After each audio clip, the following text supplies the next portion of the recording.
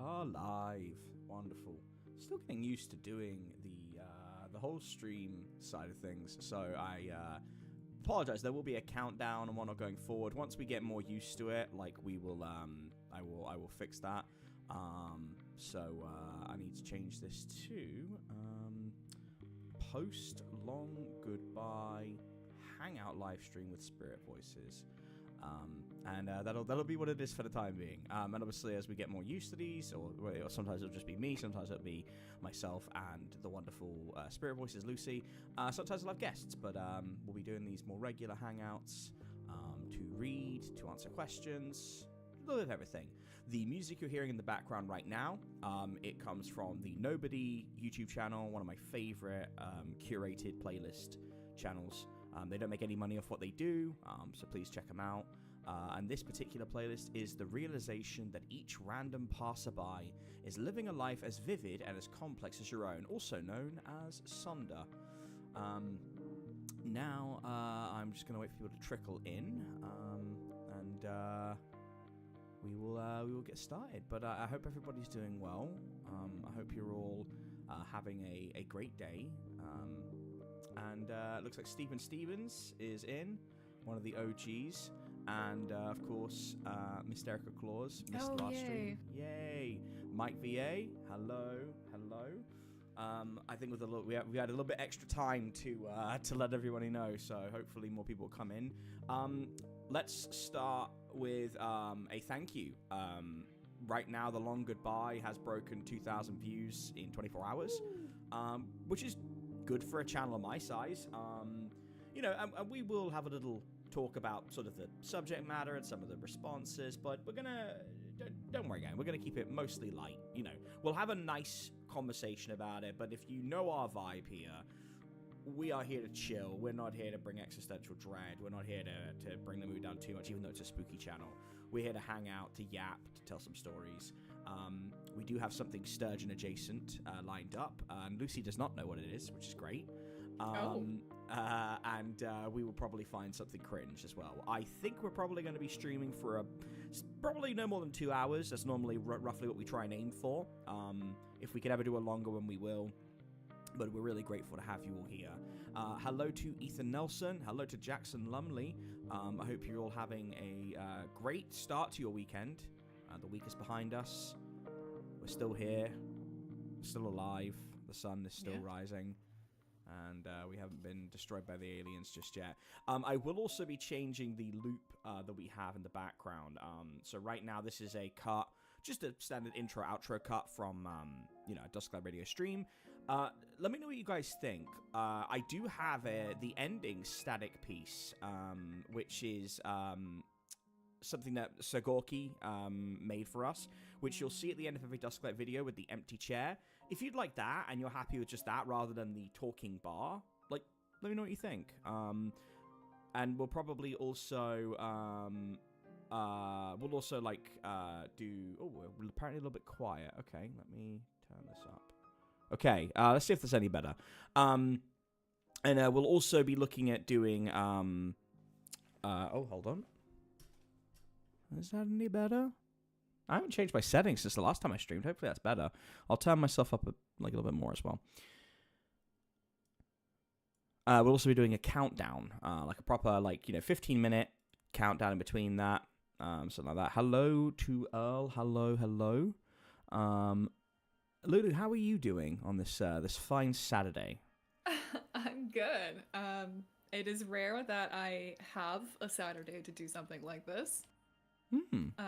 Because I usually work Saturdays, all day. But I don't have to do that as much, or at least as strictly anymore. So it's nice to have my Saturday nights back. No, that's fair enough. To let you guys know what I was saying a minute ago when I was waffling, I was letting you know that the music from today's list comes from the amazing Nobody channel. They do not make any money off their channel, so please go and support them. They do curated playlists from emotions, and they collect a lot of ambient music, traditional classical, folk. It's wonderful, and the current playlist is the realization that each random passerby is living a life as vivid and as complex as your own, also known as the sensation of Sonder. You'll also hear Nintendo music on here, some drum and bass, just really depends on the vibe. And I was letting you all know that once a few more people trickle in, we'll have a little talk about the Long Goodbye. We'll keep the chat light, but we'll have a talk about it. Thank you to everybody, because 2,000 views in 24 hours is wonderful. And I was mentioning that we'll also try and do a different loop. So let me know if you prefer the loop where you see the avatar and the dialogue spectrum bar at the bottom, or if you would prefer it to be the empty chair. So just let me know. Wonderful to have you all here. And yeah, we're going to do some reading in a minute. We'll probably stream for about 2 hours is what we're going to try and aim for. We may have a guest popping in. We will see. If they can't make today, they'll be making a future stream. And yes, hello to Mama Chewy. Let's give a shout out to Mama Chewy. Hello. We hope you're doing well. We hope you're having a wonderful weekend, wherever you are. And yeah, we're gonna take a little look at some pieces. I was wondering, Lulu, was there any particular, whether it's a cringe piece or just a favorite story that we have worked on that you think would be good for the streams? We didn't have a chance to plan this. I have something in mind, but I want to defer to you. I don't know. Anything we've done together, you mean? Anything we've done together, anything that like I've worked on that you enjoy, like it can, I did think about doing something from the book, but I didn't know the difficulties of which we do. So it's in my back pocket.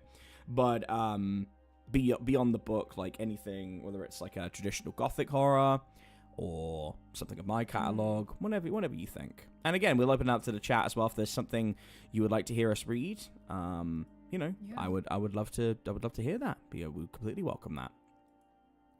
Yeah, for sure. I can't think of anything off the top of my head, but I can try to find a duo piece out there. I'm sure there'll be something. What would you say when it comes to the SpiritVoices side of things? There's been one of your favorite pieces you've read. Ooh, I have a lot of pieces that I go back to, because I do feel like my criteria for what I read was pretty strict, so I didn't just read anything I found. I would read, I only read things that I really enjoyed because that was what I was motivated to do. Sure. So a lot of the things on there, like, I do genuinely like, but there are some that I have, like I said, gone back to over the years. There was one that I did with Romnex, and it was, I know I've mentioned this in other streams before, but it was it's called The Bottom of the Ninth, and we were both baseball announcers. Okay. And it was interesting. It was basically a sports commentary on a baseball game that was being played by aliens against humans. Okay. It was the stakes were like, the stakes were basically if the aliens won, they would dominate the entire Earth, and if they lost, they would have to leave. So it was like intense, but it was great. That's cool. Who wrote that? It was very fun. It was on I don't remember. It was on creepypasta.com, I think. It was for real? One of the rare times I didn't use the wiki, because that's what I usually use. I'm gonna have a little look at that, because that sounds. I don't get to do. Higdon.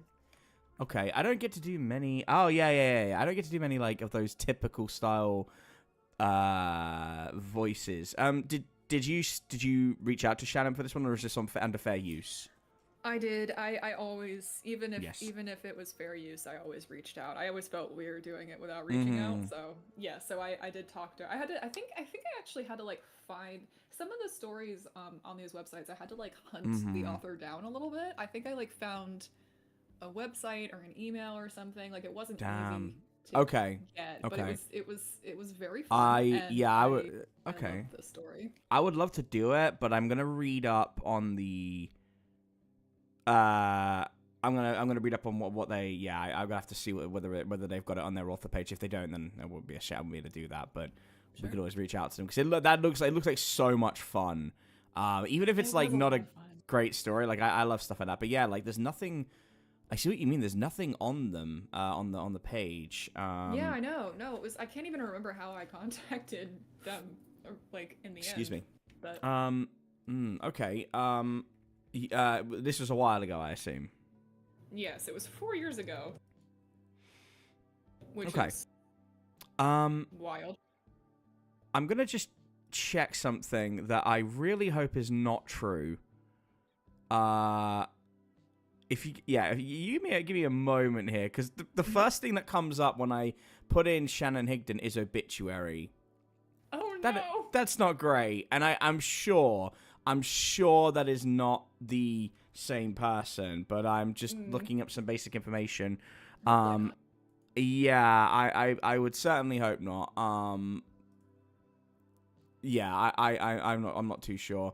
So we will we will find out. Gosh, I don't think there's any other duo ones that I liked though. Yeah, I mean, it'd be lovely if there was something else. I'm not gonna lie to you. The only, gosh, I really hope this is wrong. No. The only person I am finding coming up with that information, sadly did pass away. And when you put in that Shannon Higdon writer, it links back to this person. I'm just checking to see if it is someone else, because I would prefer that. That would be really unfortunate. If it is, then we will look at something else. So I'm just seeing maybe it's, oh no, hang on, hold on, maybe I'm wrong. Gosh, that is a grim start. Yeah, no kidding. I could be completely wrong here, and I'm hoping I am. So I'm gonna dig a little bit deeper while you chat to everybody. That's fine. I was just gonna say it's still one of my favorite stories that I've read, and me and Rom had a very good time with it. I see Steven says that he remembers that story, which is probably because I talk about it a lot. I still talk, like when people ask what my favorite story is. I don't necessarily have one, but that was one of the ones that I remember the most because it was really cool. It's funny, I don't actually have a lot of back and forth dialogue stories like that on my channel though, because I didn't really collab that much. I mostly found, well, I collabed a little bit, but I mostly just read things that I could do on my own because it was always a little bit hard to organize collaborations, but it was different. Yeah, I like that kind of experimental style of reading where it's, it's a little bit unique that way. Like, and the ones that are just dialogue are so fun because you get to act that out in a very interesting way. Dialogue or like a monologue. That's what made either one of doing those this are my favorites. I would say that's what made doing this story, like this book series, so interesting. Yeah, yeah. Just like experimenting with different styles of writing. Right. Yeah. That's been really enjoyable just to kind of get on with in that sense. Fun. Yeah, for sure. So fun. Those were my favorite ones. Were the ones that I could kind of play around with a little bit. Oh gosh. Okay, I'm just getting worse? I'm gonna no. I think I'm gonna come back to this in a minute, but I do think yeah. We will see. I'm looking to see if there's any way of contacting an activity, and I am not finding anything on them after a certain date, and that kind of tells me that like it's likely this is the same person. Which is just, that is kind of what happens, right? I'm just seeing, I just had to rewind the music accidentally, sorry about that. Maybe I'll have to look in a bit. I can't actually find any. It kind of just like, what's the word I'm looking for? It kind of like, peters off, if that makes sense. And I don't want to read it without knowing, so, but it is really fun. And like it's like kind of got that really cool like inside baseball style as well. Yeah, no, it's great. Yeah, no, I enjoy that. Well, if we don't get to read it here, I would recommend people listen to that because it is such a fun story. It's really good. Absolutely. But hey, that's we'll have a little look and see. But either way, it's been an interesting response to the Long Goodbye. And I haven't had a chance to talk to Lucy or anyone in the circle about it.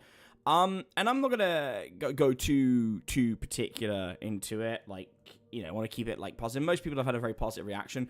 I will say that like if someone hears that story and they don't get the point of it. Like I've had a couple of people who were like, "Oh, I tuned out half an hour in because this lady is just going on about feminism," and I'm like, no, you got to listen because it's the idea that. This is someone who's very passionate in their views and they're extreme, but like anyone's viewpoints can lead them down a very bad path and that can alienate people and hurt people.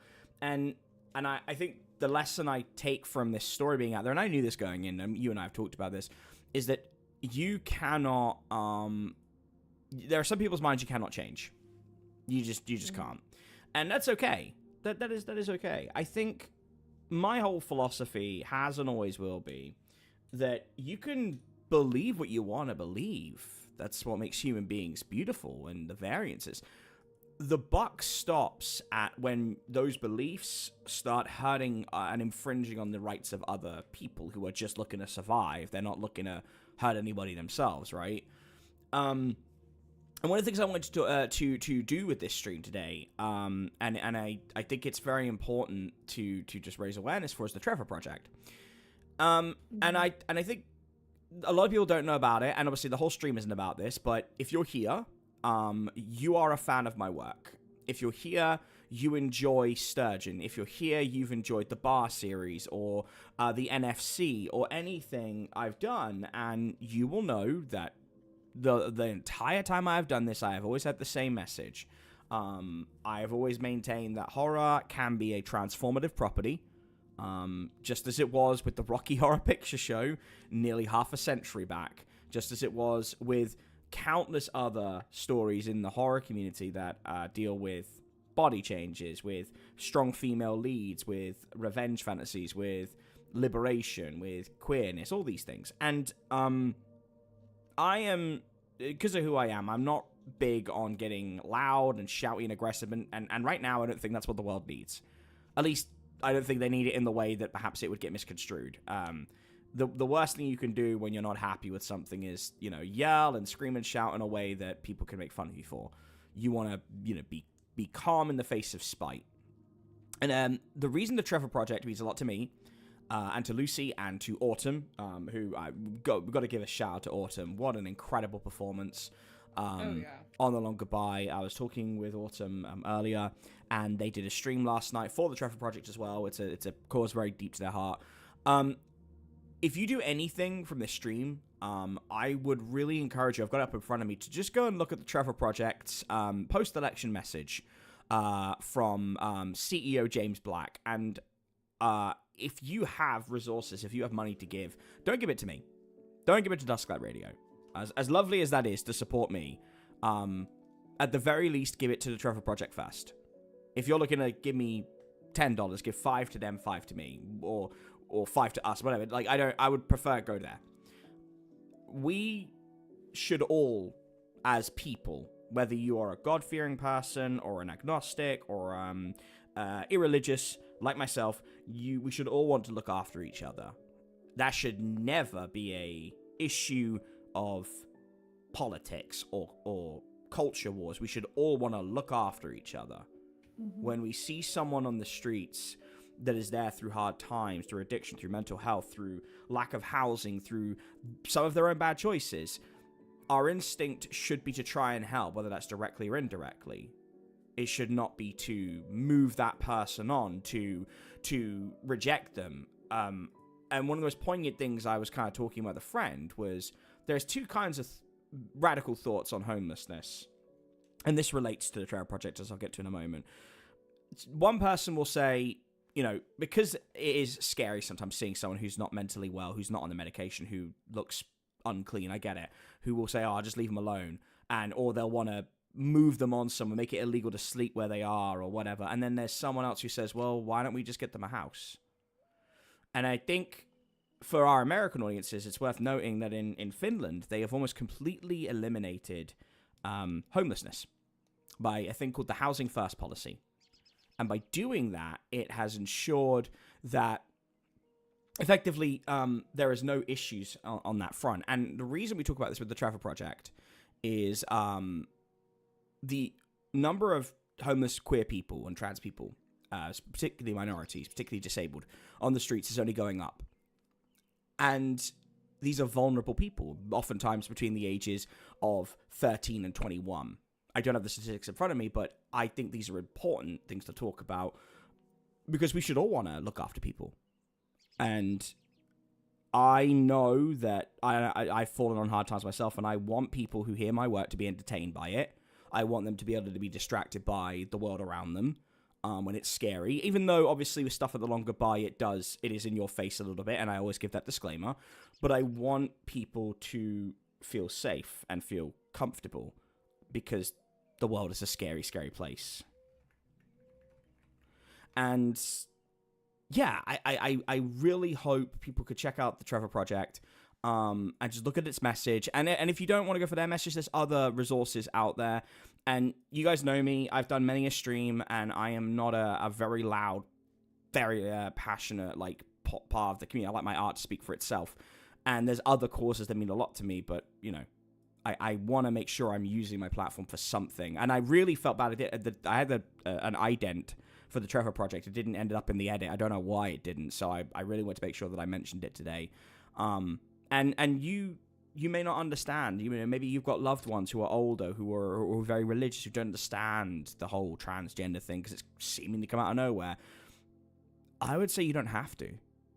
I would say you're seeing a human being trying to figure shit out who needs help and support. And the good thing to do, the morally just thing to do, the Christian thing to do, if you will, is to look after them. And, you know, that's just how I feel. Yeah. No, I think that's well said. Thank you. And so, you know, I realize with a small platform I can get away with this, like talking like about stuff like this. And I know that the more views we get, the more people that pop in who aren't part of the channel or who perhaps are moderates. I mean, they're always going to have that pop up who people are like, oh, I don't like this, and they'll let me know, as they have done before. And that's okay. I don't mind you having different views to me as long as you don't hate, you know, me or Lucy or Autumn or anyone who's struggling, regardless of what it is. Like, you can have a different view to me as long as you're respectful. I really, it's not a problem. But we live in an age of spite, and the social media access we have means that everybody thinks that their views need to be put out there, regardless of the nature of them, because boredom begets attention. And I don't know who coined it as age of spite, but it really stuck with me because, like, you know, I'm not on Twitter, I'm not on a lot of social media, but so much of what we see is reactionary, it's emotional, and it's incredibly nasty. And it's not a world that I'm going to sit by and let happen. I need to make sure that when even though I'm a human, I get upset and I can certainly get spiteful. No one's perfect. I don't believe in killing with kindness necessarily because some people are just hateful. But at the same time, you have to bring a calming energy, an educated energy to the table to help people at least respect your side of things if they're not going to see it. You know, I can't force anybody, nor do I want to be like me. But what I want is if I can have a conversation with someone and they walk away less angry, less spiteful than they were when they started, regardless of where they stand on the political spectrum or whatever the fuck. If they walk away from that thinking, I am going to make sure that the next human being I speak to, I treat with respect and kindness. And if they're not respectful of me, I'm going to walk away rather than engaging, getting out my phone, filming it, tweeting about it. I would much rather, I would feel better for myself knowing I've helped with that. Because none of us are perfect. I mean, dude, like, the average person behind the wheel of a car, when someone cuts you off on the highway, that's that bring out the ugly. You guys should see Lulu when she's hangry. Ooh, mama. It's the real reason I don't drive. Yeah, I don't know. You driving frightens me. The idea of you driving frightens me. You said that before. It just, I have a lot of love and respect for you, more than most people. You're like a sister or a sibling to me, but I don't think I could sit in a car with you. I think it would just terrify me. I really do. It would frighten me too, if that makes sense. I think it's just, better. I know you're not I know you're coordinated like in your mind, but I don't think it translates physically. Oh, like kind of true. Yeah, well, but I would like to think that I would actually be a pretty good driver. It's just that I would be so anxious that I would be worried about my reaction time. That's really what it is for me. Anyone in this chat knows nervous driving is like just as bad as like exactly aggressive driving, because nervous drivers, like, they freak out more. They're more like to like brake check quickly, and no matter where you go in the world, it's a universal thing. But yes, I won't be harping on too much. We'll probably dance around the subject, come back to it. We've only been live for, just under half an hour now. I just wanted to make sure that we have a dialogue about it.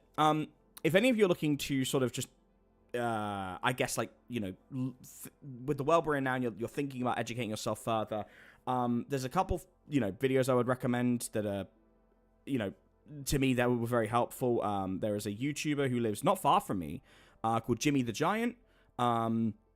He's got a new video out, which I would really recommend to you. He talks a lot about neoliberalism and things like that. Very good about education.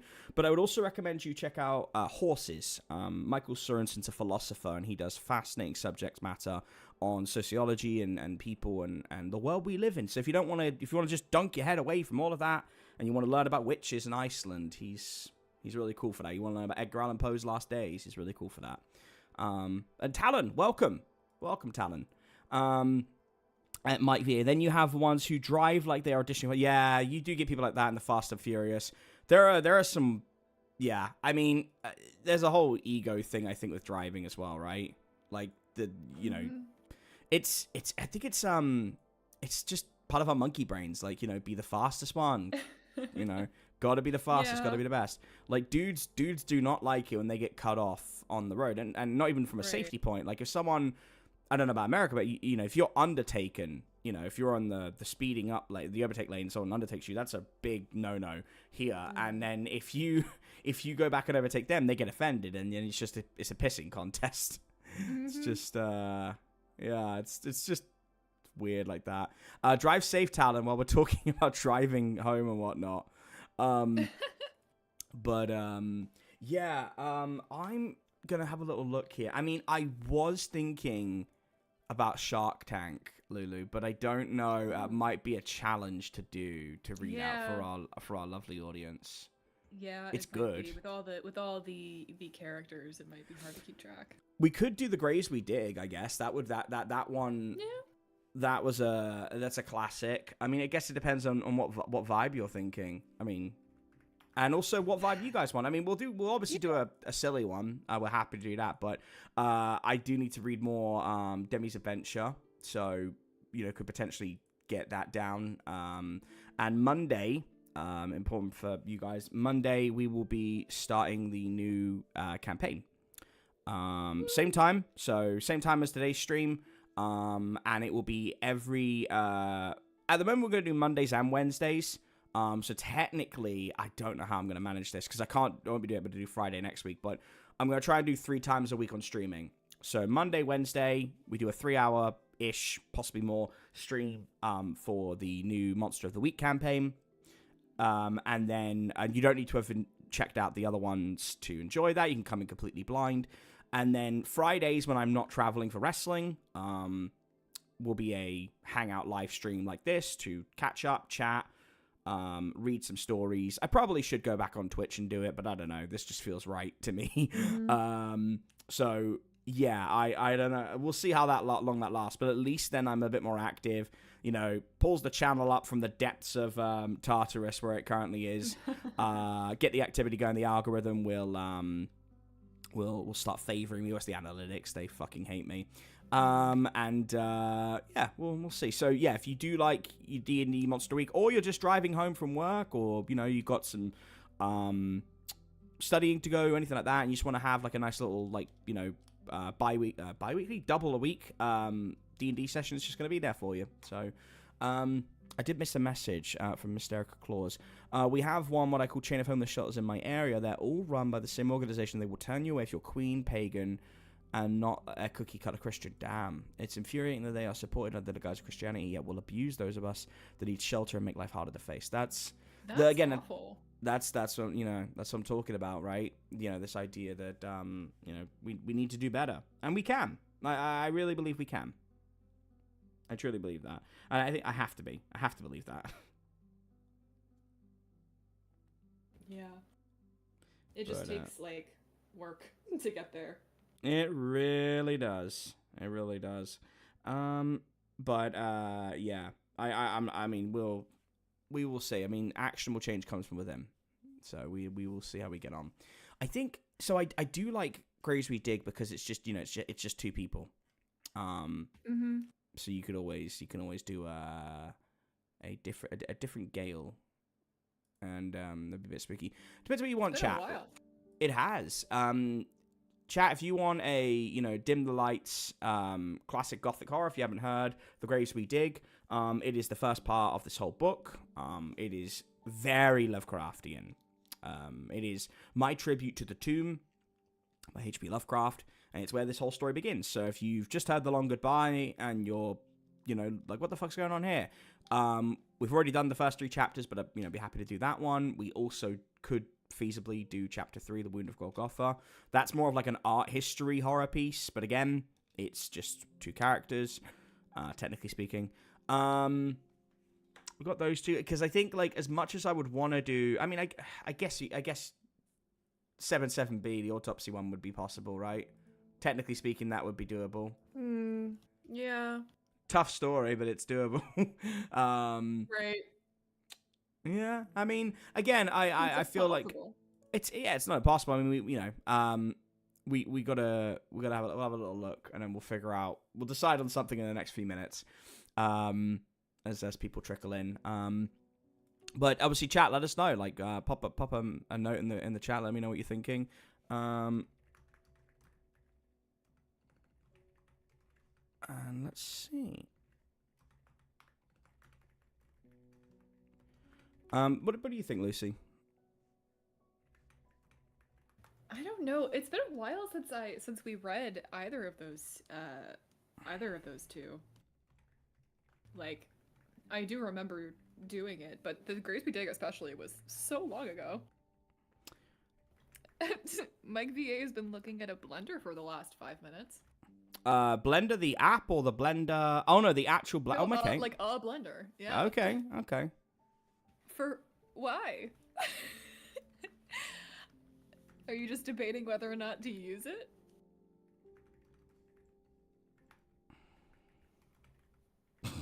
Also, yeah, Miss Yarika says that she planned to re-listen to all 3 because she wasn't able to focus enough, which is so fair. If you're trying to multitask and listen to stories, I feel like it's so easy to accidentally tune them out. No, it really is. It can be a real that could be a real doozy. Real doozy. It's great for a distraction when you need one, but then when you actually have to do work, it's it just becomes background noise. Mm-hmm. I get that. But I don't mind that. I don't mind my work being background noises. I mean, no. Everybody, puts on these streams or readings for the entire purpose of, oh, I want something on while I do it when I'm at the gym or I'm driving or whatever. That is totally fine by me. I think that's actually a massive compliment. As long as it's good background noise, Well, yeah, there's that. I mean, I don't want to be too much white noise. That would be terrible. Mm-hmm. I would not enjoy that. 2 times speed that's fair. I never listen to horror stories like this in 2 times speed because the sound effects and the music sound different. Oh yeah, And if we I use know SFX, I always yeah.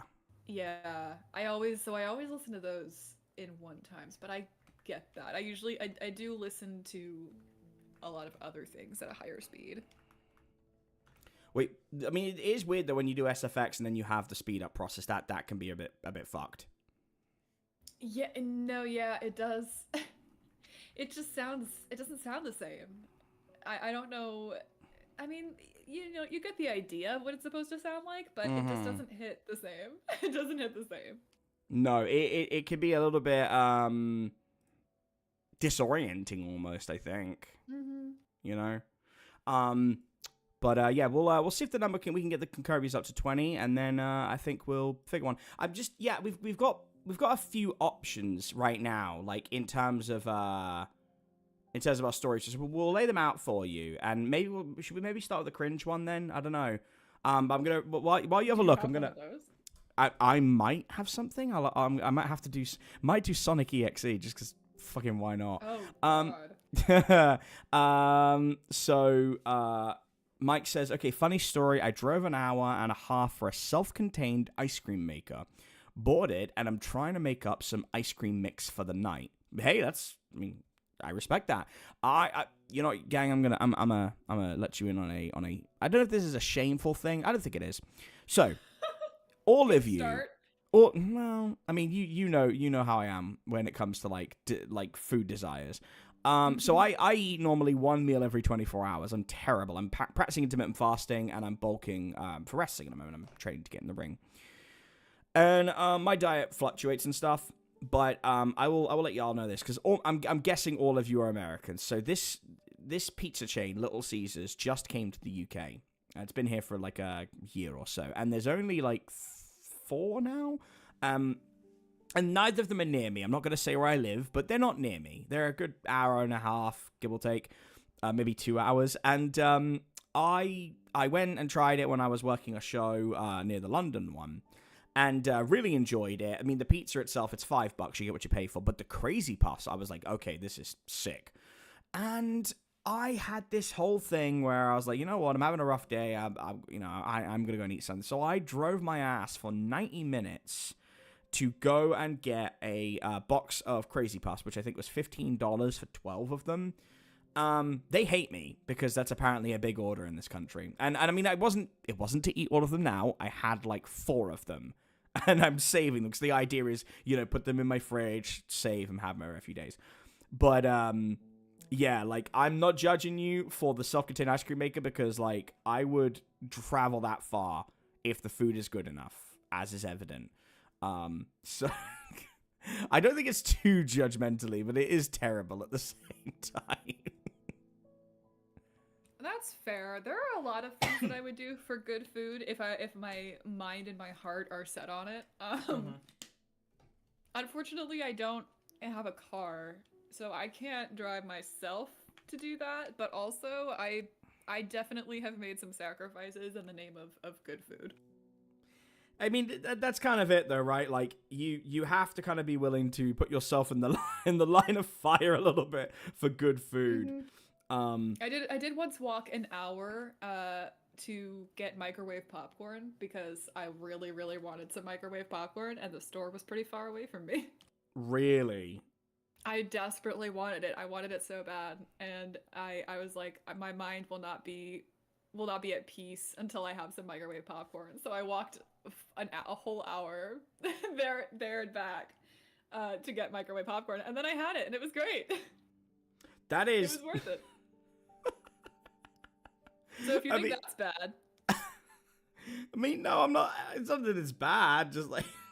Yeah. That's what I'm saying. I would make sacrifices for the food that I love. I really... I have a lot of respect for that, I will say. I have a lot of respect for that. Thank you. I think like I don't know, like that's dedication. I mean, popcorn hits different. Like we can say that, I definitely think that. I'm going to the movie theater tomorrow. I will absolutely, and I should say, this actually might be pretty cursed. I should say I'm going at like 11 a.m. And I will still be getting myself some movie theater popcorn. It's so good. Oh my gosh, little movie theater popcorn. I do. Well, I mean, it depends where you are, but it's never as good as it is at home, ever. Yeah, I mean, that's fair. But when you take it home, it sucks. Like it's great in the theater, but it's never good at home. That's true. Though, no, you're right. It doesn't. That's what I mean. It doesn't travel well. No. It doesn't. Yeah. What a phrase! It doesn't travel well. It doesn't No, it doesn't. It doesn't keep very good. Hey kids, come to our theater. Try our popcorn. It doesn't travel well. You enjoy it while you're watching the movie, and then you can take it home, but then it just goes stale. Enjoy our movie and then fuck off with your popcorn. It doesn't travel well, and neither will you.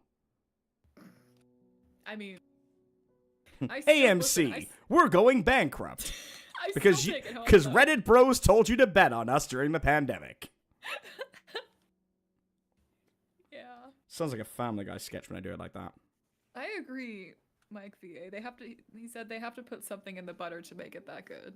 I agree. It just doesn't taste the same as anywhere else ever. Microwave popcorn is good, but movie theater popcorn is something entirely different. Gang, y'all are playing a dangerous game. Don't ever ask the special sauce in anything you enjoy. You don't. Just live in the mystery. It's not worth finding out. I promise you. Wait. What are you talking about? No, because you said the butter and stuff, and I was like, what do they put in the butter and all? I'm like, I'm just telling you, don't ask for the don't ask. It's never gonna be satisfying. But also, that's like, fair. There is a degree of like, I don't know, man. Like, do you really want to know? Like, I feel that you're saying they do put something in the butter, and you do not want to know what it is. I don't know what they put in your butter. Listen, like, America's FDA is a very interesting legislative body. And what FDA approved? Like, all I'm saying is, you guys are allowed to have Hershey's chocolate. So which I don't think is safe for consumption by like raccoons, and yet human beings regularly have it. Here's the thing: I have to say, having been to England before, the popcorn there I had, at least, preach it. Mm-hmm. It wasn't as good as the American popcorn. That's but that being said, I don't know what's in ours either. So maybe it is a Hershey's chocolate thing, because I love Hershey's chocolate. All I'm saying is maybe it's bad for you. Well, it's definitely bad for you. Your bro is about to hit me with the fluoride stare. That's what I'm saying. Stop. Like, when I first saw that meme, I was like, oh, that's funny, haha, like, you guys, like, fluoride in your, that's a really good joke, and I was like, nah, bro, it's not, it's in the water. I'm like, huh? Yeah, it's in the water, like, water's not drinkable in an entire state. What? For how long? Oh, yeah. Like 7 years. Okay. Yeah. Anyway. America's a crazy place. It's the land of opportunity. Okay, I need to go back to the chat real quick. Hi, Arkham Cookie. Hey, buddy. It's Skullman from TDG. Oh, Skullman. Yeah, I've seen you pop up in the chat. I didn't want to advertise it in the Dark Gathering because I felt a little bit wrong. So I thought, nah, I'm good. And Ethan says, I'm about to get a worm in my eye. Help. Huh? What? Huh? Okay, Ethan, elaborate. You have my curiosity, and now you have my attention. Crazy bread is good, but it is very buttery, and I don't like that much butter. It's not my thing, but I do respect it's a good palate cleanser. I can't afford to spend $60 in groceries. No, Erica, that's the right thing. You did the right thing. You did the sensible thing. And groceries is always better. 100%. I buy way too much. I bought way too much takeout. Like, whenever I do get takeout, I get way too much so that I have a ton of leftovers. Yeah, you like your leftovers. I like leftovers because groceries are expensive, and in the long run, it actually does. I mean, it depends on where you get takeout from. Some takeout is very expensive, but if you get cheap takeout, it sometimes will be less than groceries. Yeah, I mean, yeah, I guess that's just door dashing in it. That's like a whole thing with that, like Uber Eats and stuff like that. Well, that's more expensive, I will say. I don't know. We don't have door dashing here. They drive up the prices on that because I mean, you have to pay the driver and everything. But since I don't have a car, I do usually have to do that. So. Valid. They're about to open a restaurant right across from my apartment. That is one of the ones I DoorDash from all the time. So I'm going to be insufferable when it opens up in a few months. I will be getting food from there nonstop. Wait, Lulu, what do you mean when it opens up in a few months? Well, they're currently building it. No, because you said you're going to be insufferable when it opens in a few months. And I was like, what do you mean a few months? I'm sorry. I meant insufferable about this very specific thing, TJ. But if you want to roast my entire personality, never. No, let's be real. Everyone knows and has heard Nightmare Detectives. They know in our dynamic that the insufferable one is me. They know it's me. Well, and I own that. I do it. I do it too for Little Caesar's Crazy Bread. Fair enough, Jackson. I respect the grind. Little Skeevers has got me through some low point. Is that what it? Is that like Josh? Is that like a street name? Little Skeever. Like, it's like some guy comes up like in Minnesota where they've got like, hey man, you get some Little Skeevers for me. I need some Crazy Bread, man. Oh my god. I'll do anything for that, man. Look, that's. Wow, that'd be... Wait, hold on, sorry. I have to make a really bad joke. Does that mean that if there was a Walter White of Little Caesars, it would be Breaking Bread? Stop. Breaking Bread. Stop. I heard you, I just don't want you to... Jesus Christ, Marie, they're toppings. Sorry. I'm sorry. God. I'm sorry. There's just too much opportunity there. And I have a whole audience of 20 people. 20 people. I had to take the shot. Hi, Jamie. I'm really glad you loved the Long Goodbye. I'm glad most people did. We will talk about that.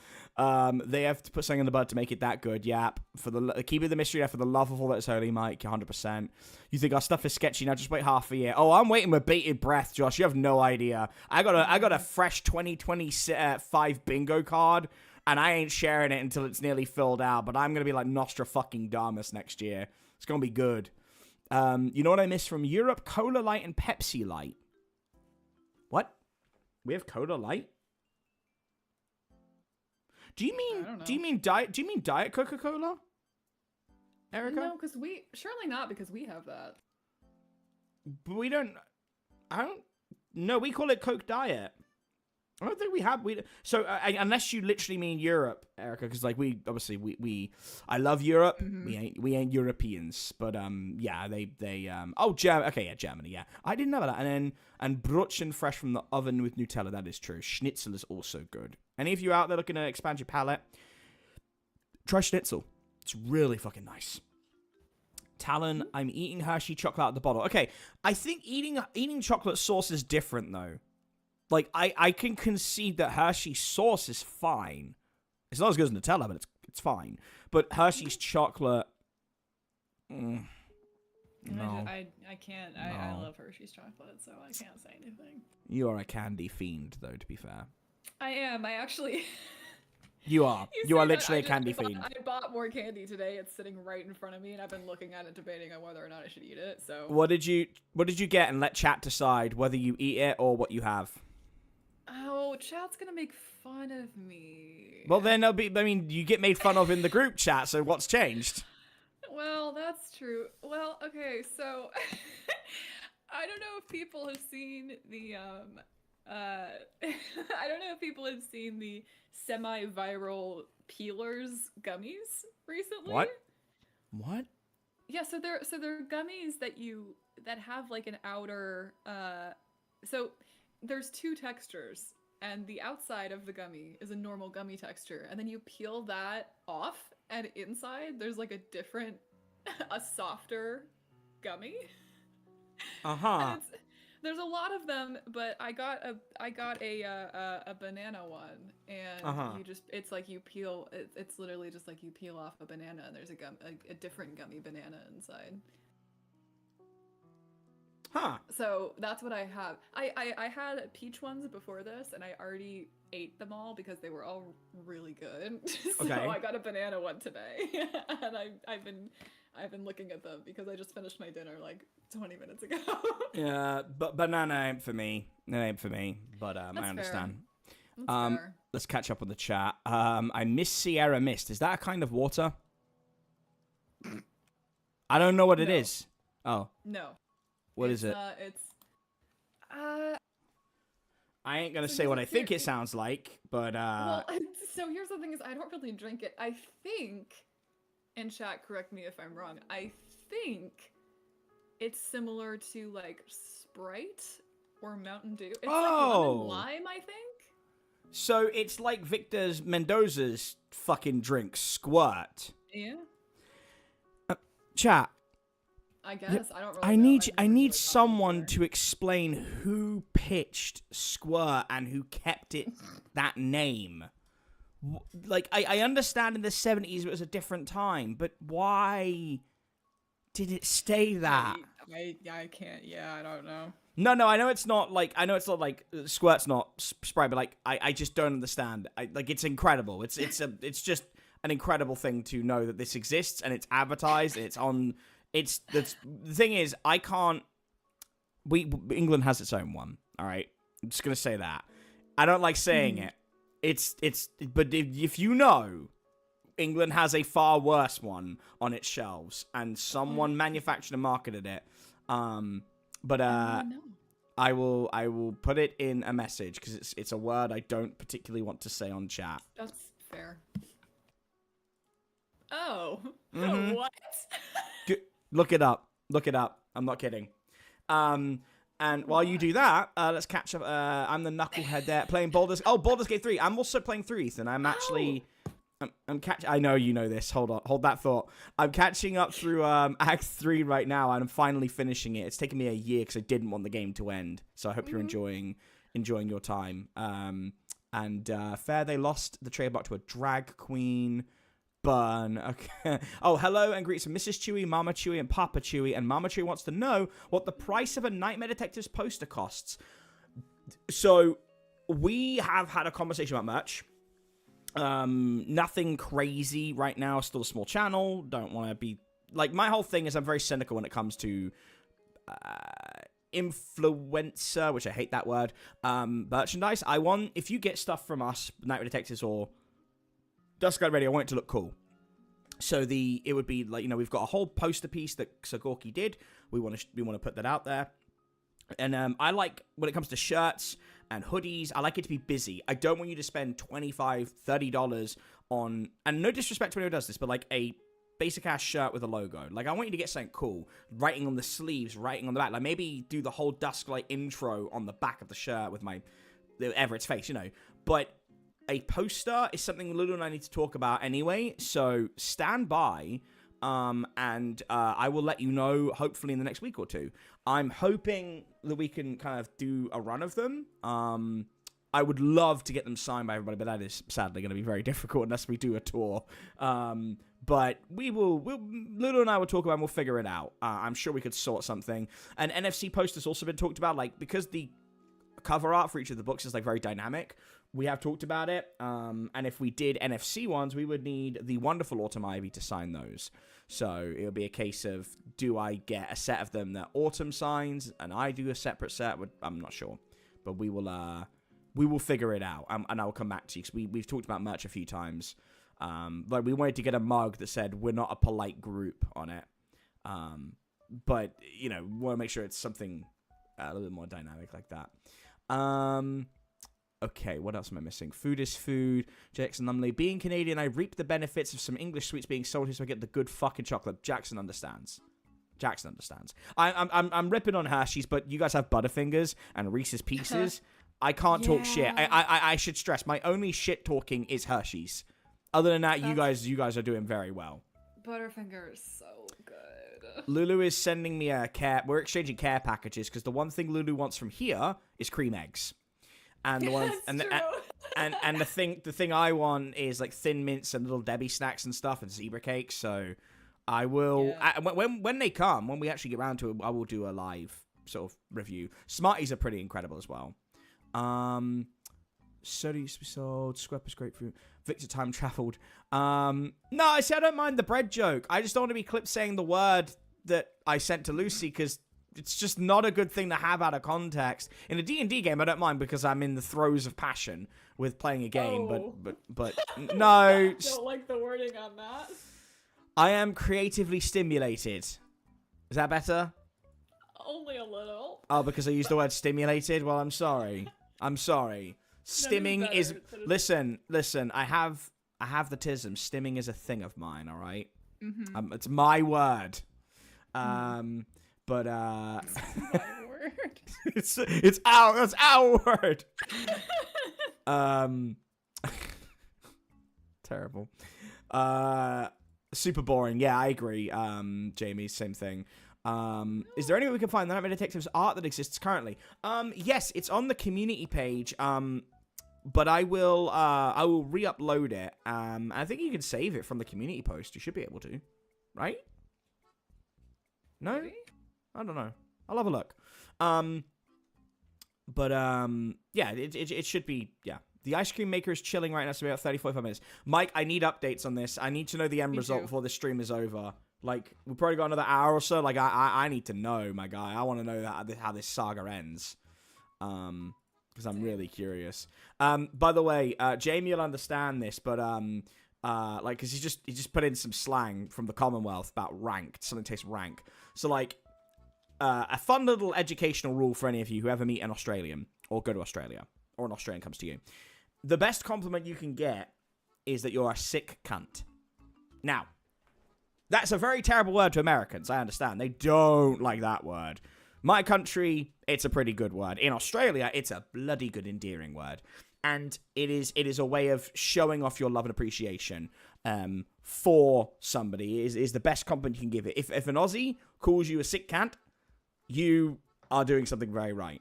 I will say that. If Jamie ever refers to me that way, I'll know I've truly made it in this life. And Ethan...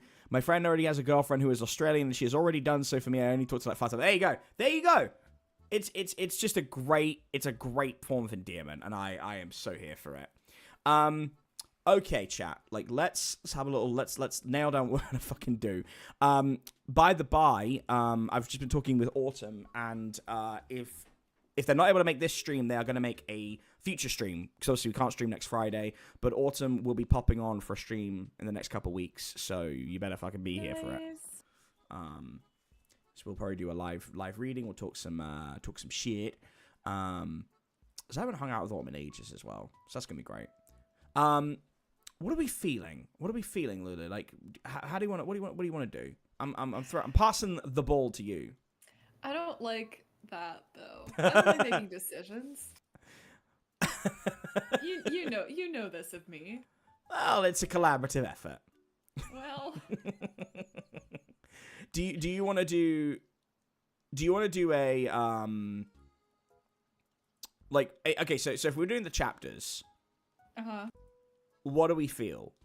Like we've obviously got Graves We Dig, which is our Gothic Lit. In chat again, please let me know. Gothic Lit, Graves We Dig. Art History, Slow Burn, Wound of Golgotha. We probably won't do Shark Tank. We don't have enough people. I think we'll probably wait for that one. Yeah, that one probably needs to be a group. Could do the Autopsy story, because that's just 3 people.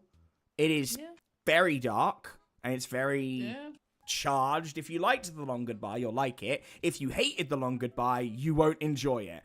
But it's also a very uncomfortable. So I'm probably going to adapt. To be fair, that is probably... I'm already here, and people have already shown that they like it, even though we've had some complaints. I am going to double down. Like, if... you guys know this, but I mean, as much as I don't like upsetting anybody or whatever, I ain't going to fucking stop doing it. I'm going to double down and do the Autopsy story. Because what is a better way to entertain my audience than a chapter that is literally the dictations of a live autopsy? Isn't that fun, chat? Yeah. Wouldn't you like to listen to a story where there's someone being on an operating table with the various utensils, pulling them apart? I don't know why I can't articulate now, yet I wrote an entire autopsy transcript.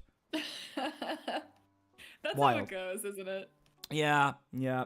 Griffin McElroy brain, apparently. You guys get it. yeah, you guys understand it, you respect it, but let us know while because I wanna, we've got about an hour, so I wanna at least do I wanna do like 2 stories, like one bad and one good. And I'm just seeing if there's any like. I don't have any more cringe ones for us. You don't? I don't think so. Well, I don't believe that. I don't believe that. Now that I said that, hold on, let me pull up the old Wattpad. I mean, Jeff the Killer is pretty bad.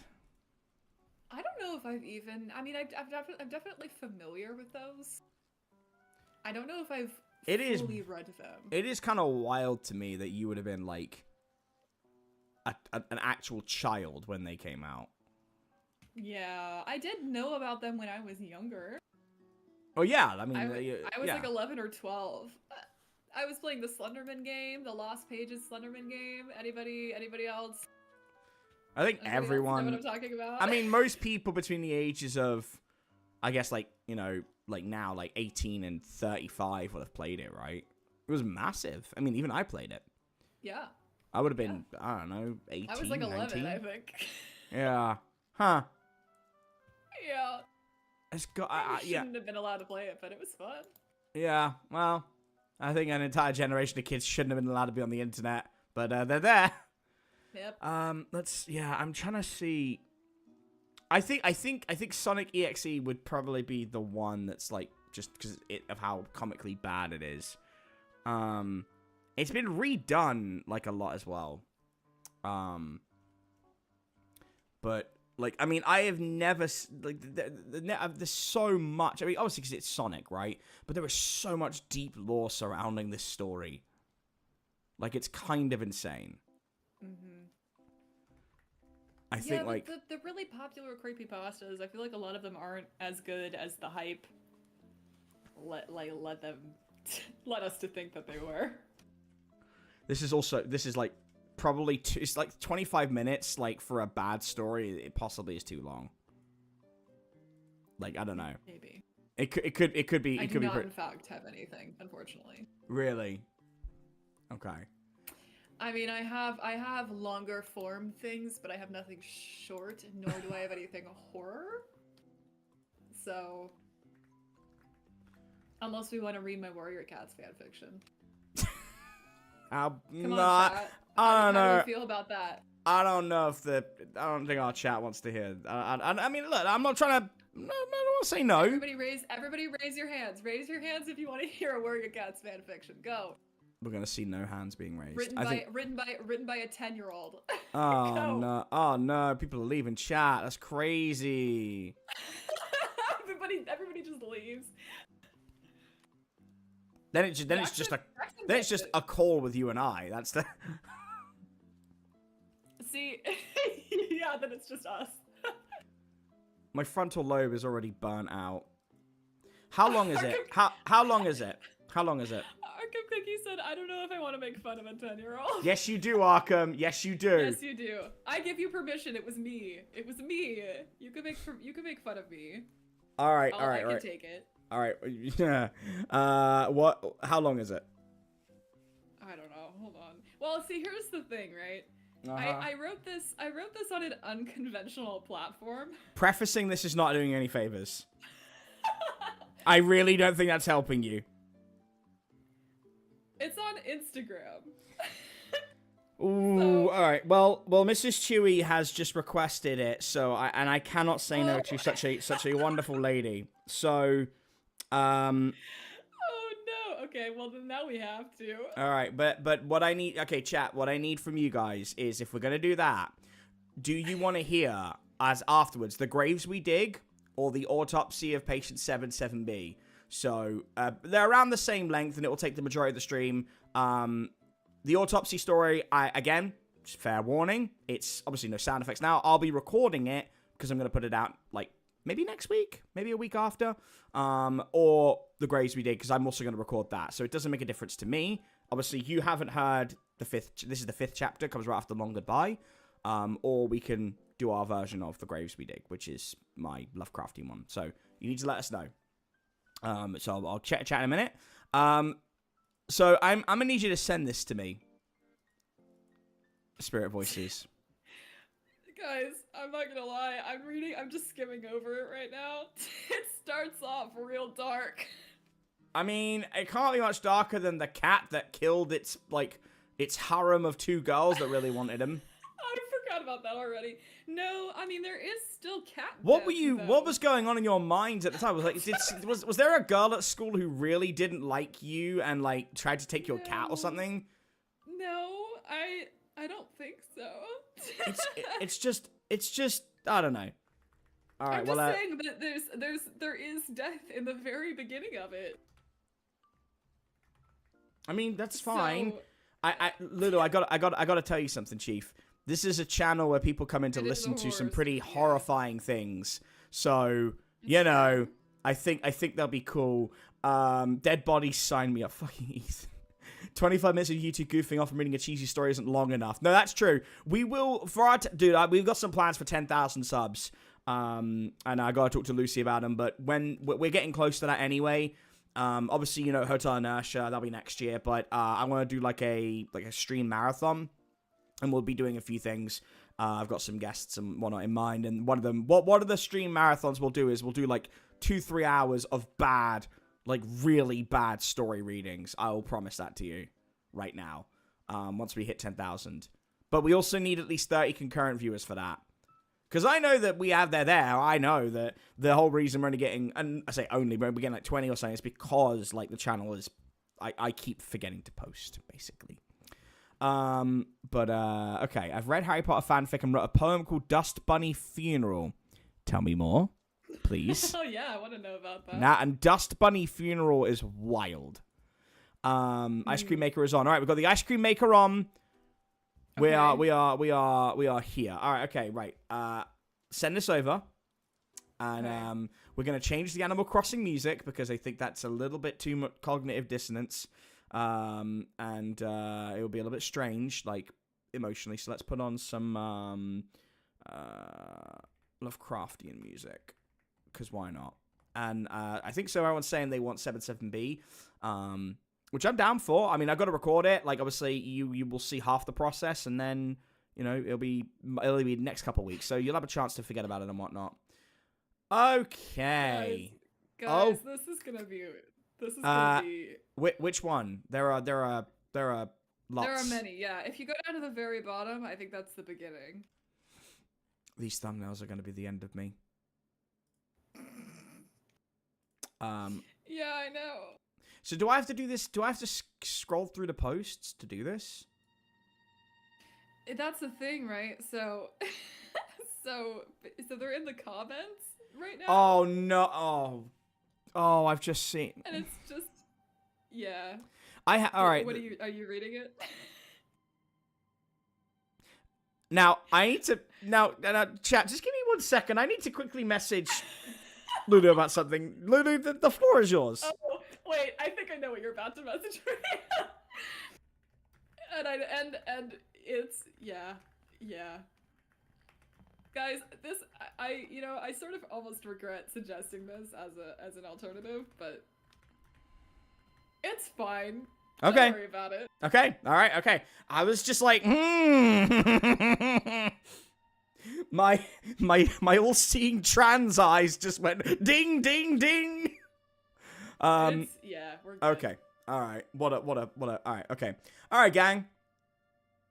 This is the hell that I have now put myself in. What with my friend and sibling, and apparently after having emails that have been very colorful for the response, most have been very cool, but having those colorful emails, I decided I am not satisfied with dipping my toes into Lake of the River Styx. I want to submerge myself until I no longer breathe. So, without further ado, no, go ahead. I was just gonna say, can we trade off reading these because I refuse to read all this by myself. I mean, that's so what? We just switch posts. Yeah, pretty much. All right, how about do you know what? Let's do that, and then let's. This is gonna get more chaotic because I'm not remembering I'm not gonna remember like the fucking voices. By the way, gang, This was this was 641 weeks ago. It was in 2012. So actually, I was not 10. I was 12. A tale as old as time. We go back to the era of the YOLO and the swag. A time when the Yeezy was popular with the 818s and the Heartbreak. We take you now to Spotted Flash's story. Chloe stretched. The hot sun on her back made her feel pleasantly warm. She couldn't help missing the winter days when she could sit by the warm fire. Suddenly, her mom came outside with Chloe's brother, Skip. "We're going on a walk," Chloe's mom, Luna, said joyfully. Chloe bounded up to her, and they all set off together through the gate and around the quiet neighborhood. As they neared the Thunder Path, which never had any monsters around it, Chloe wondered what was in the forest. It was directly in view of the Thunder Path, but Luna never talked about it. Suddenly, a loud noise got Chloe's attention. Luna was walking across the Thunder Path, and a very quick monster was running towards her. Both Chloe and Skip yelled at the same time, but it was too late. The monster ran right over Luna. Skip immediately ran to his mother's body. Chloe, however, just stared straight ahead. "That did not happen. That did not just happen," Chloe repeated in her head over and over. A loud wail snapped her back into attention. Skip was sobbing into his mother's stomach.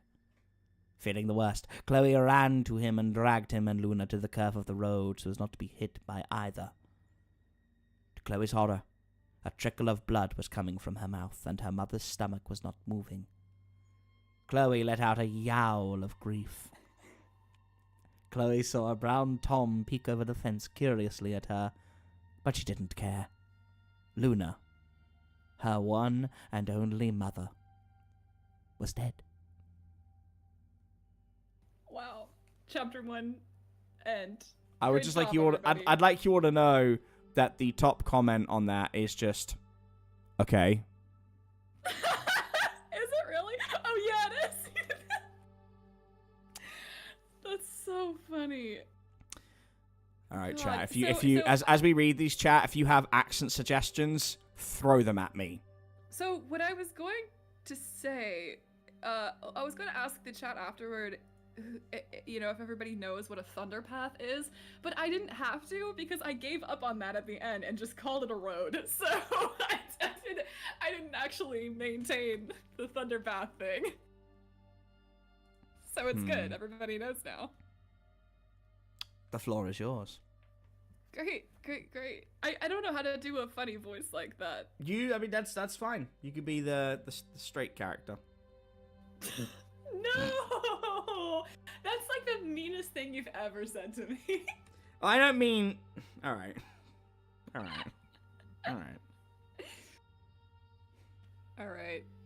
let's do this. This is chapter 2, you guys. These are all, by the way, as short as... as short as you think they are. It had been a moon since Luna died. Skip was not taking it very well. It seemed every night that he cried himself to sleep. Chloe got over that the first night, and even then she was ashamed. I've got to be stronger, she thought. Anyway, there's going to be tougher tasks in the future. Chloe was still under a lot of pressure because now that Luna was dead, it was her responsibility to watch Skip. This was a difficult project. Every second he was left alone, he would disappear through the cat flap to who knows where. Each being about 4 moons old, everything seemed a danger to them. One day, Chloe woke up to Skip's empty nest. "Oh, great," she muttered. When she patted outside, however, she got the heavy feeling something was wrong. Suddenly, a piercing yowl split the air. Chloe ran towards it, wondering which cat could be in danger and what could be the cause of the danger. As she neared a body, something was familiar about the tiny brown Tom that lay there. She saw a badger flash its teeth at her, then disappear into the forest. Chloe stood terrified at the place where the badger had been, then looked at the body again. Chloe gasped. She knew now what had been so familiar to her about the cat that lay, covered in blood, before her. It was Skip, and he had followed Luna's paw steps at last. Okay, I say at last as if it hadn't been a month. It had been like 1 month since her mom died. This is a great start to a really good story. There are 8 parts to this. We need to move this forward. I have but one existence on this planet, and we are on 3. All right, I have 2 requests: Russian and Don Moblin. So my 2 parts. Those are the next 2 accents. Cool. Chloe's whiskers drooped in the pouring rain. Oh, she was now 5 moons, and her owner had thrown her out of the house because, after seeing her with the dead and bloody Skip, had related her to his early and tragic death. Stupid 2 legs, she grumbled. If they had any sense, suddenly something caught her eye. The forest. Chloe drew cautiously nearer. What would be inside? Did she even dare? Chloe decided she did. She wasn't afraid of death anymore. It would mean seeing Luna and Skip again. Before she knew it, she was at the forest. Suddenly she heard voices. Chloe quickly ducked behind a bush. Well, it's still fresh, but it might be gone now, said at Wrinkle. Still, said at Ivyheart101. Yes, we need to be careful, mused at dusk_dawn_sky_night.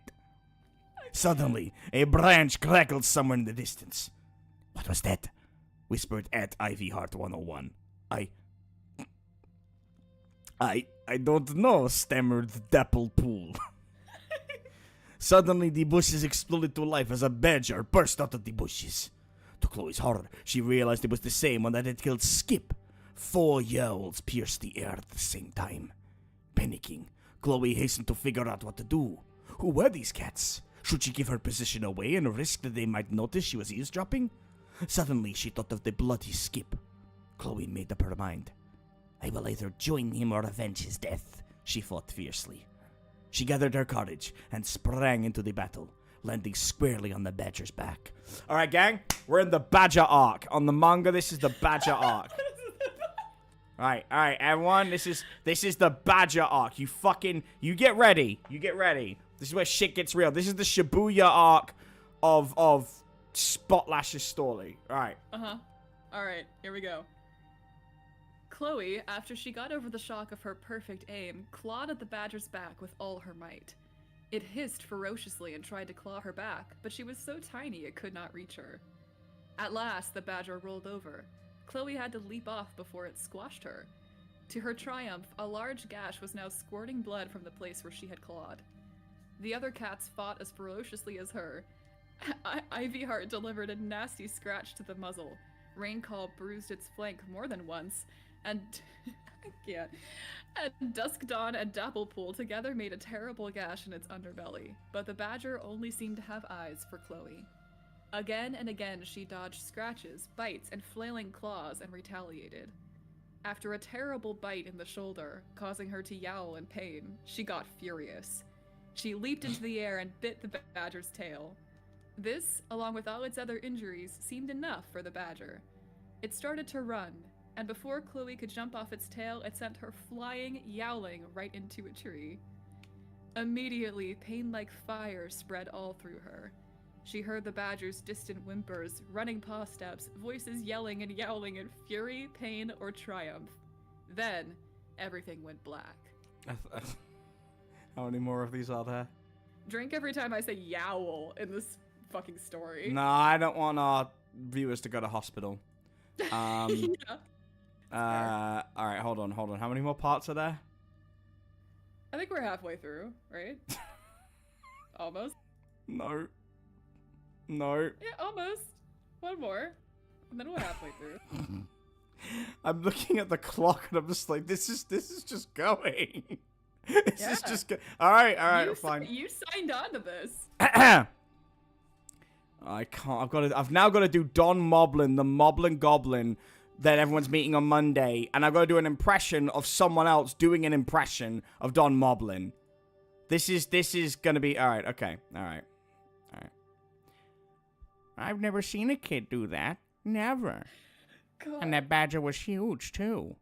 Hopefully she'll be all right. What clan do you think she's from? I just sound like Peter Griffin. Hey, hey, Lois. What clan do you think she's from? I think she's a loner. Boy, this is more intense than the time I forgot how to sit down. Stop. Chloe opened one eye. I can't do... Chewie, I'm just doing like Peter Griffin. It sounds like Peter Griffin doing cat fan fiction. Oh my goodness. All right. Please, you have to keep doing it. It's so good. Chloe opened one eye. Ivy-Heart Rain called Duskdawn, Skynight, and Dapplepool Whisper Kid, and a cat she did not recognize were standing over her. I think she's awake. All five looked down at her at once. The one cat she did not recognize bent over her, an anxious look in her eyes. How do you feel? This is not just Babylon Stump. How do you feel? She asked. Fine, I guess, stammered Chloe. You took a nasty blow to the head, and that bite needs looking after. By the way, who are you? Asked the she-cat. Chloe, said Chloe. Good. I'm Moonpelt, said the she-cat. Now tell me, if you are a loner, how did you survive on your own? Chloe explained about Luna and Skip, how her owner threw her out, how she had taught herself how to hunt and how been catching food for herself, how she had came to the forest, and what she had overheard, and even about the battle in her head about saving the cats. She had never heard herself talk so much at once. It felt a relief to get it all off her shoulders. When she was done, all the cats were wide-eyed. I will go and see if... I will go and see if Rainstar is back from patrol, said Moonpelt. If so, I need to tell her all of this. Get some rest, little one, she added to Chloe. She nodded and Moonpelt left. As she closes her eyes, she had said sleepily, Where am I and who are you? I am Ivyheart, said Ivyheart 101, and welcome to ThunderClan. Wow. Yay. I mean... Yeah, I think I'm going to go full Squidward. Oh, God. I can't even find the next chapter. Is that your fucking fursona? Alright, never yeah. mind, I found it. Oh, God. You got two parts on this. You did it in two separate posts. Yeah, I don't know. It's fine. Chloe woke up. Sunlight streamed into the medicine den. Chloe remembered yesterday and grinned. She had been given a tour from Rainstar. Oh, I switched genders. Rainstar was a girl in the last one. Whatever. She had been given a tour from Rainstar himself, been explained to about the clans and how they work, about the ranks they live up by.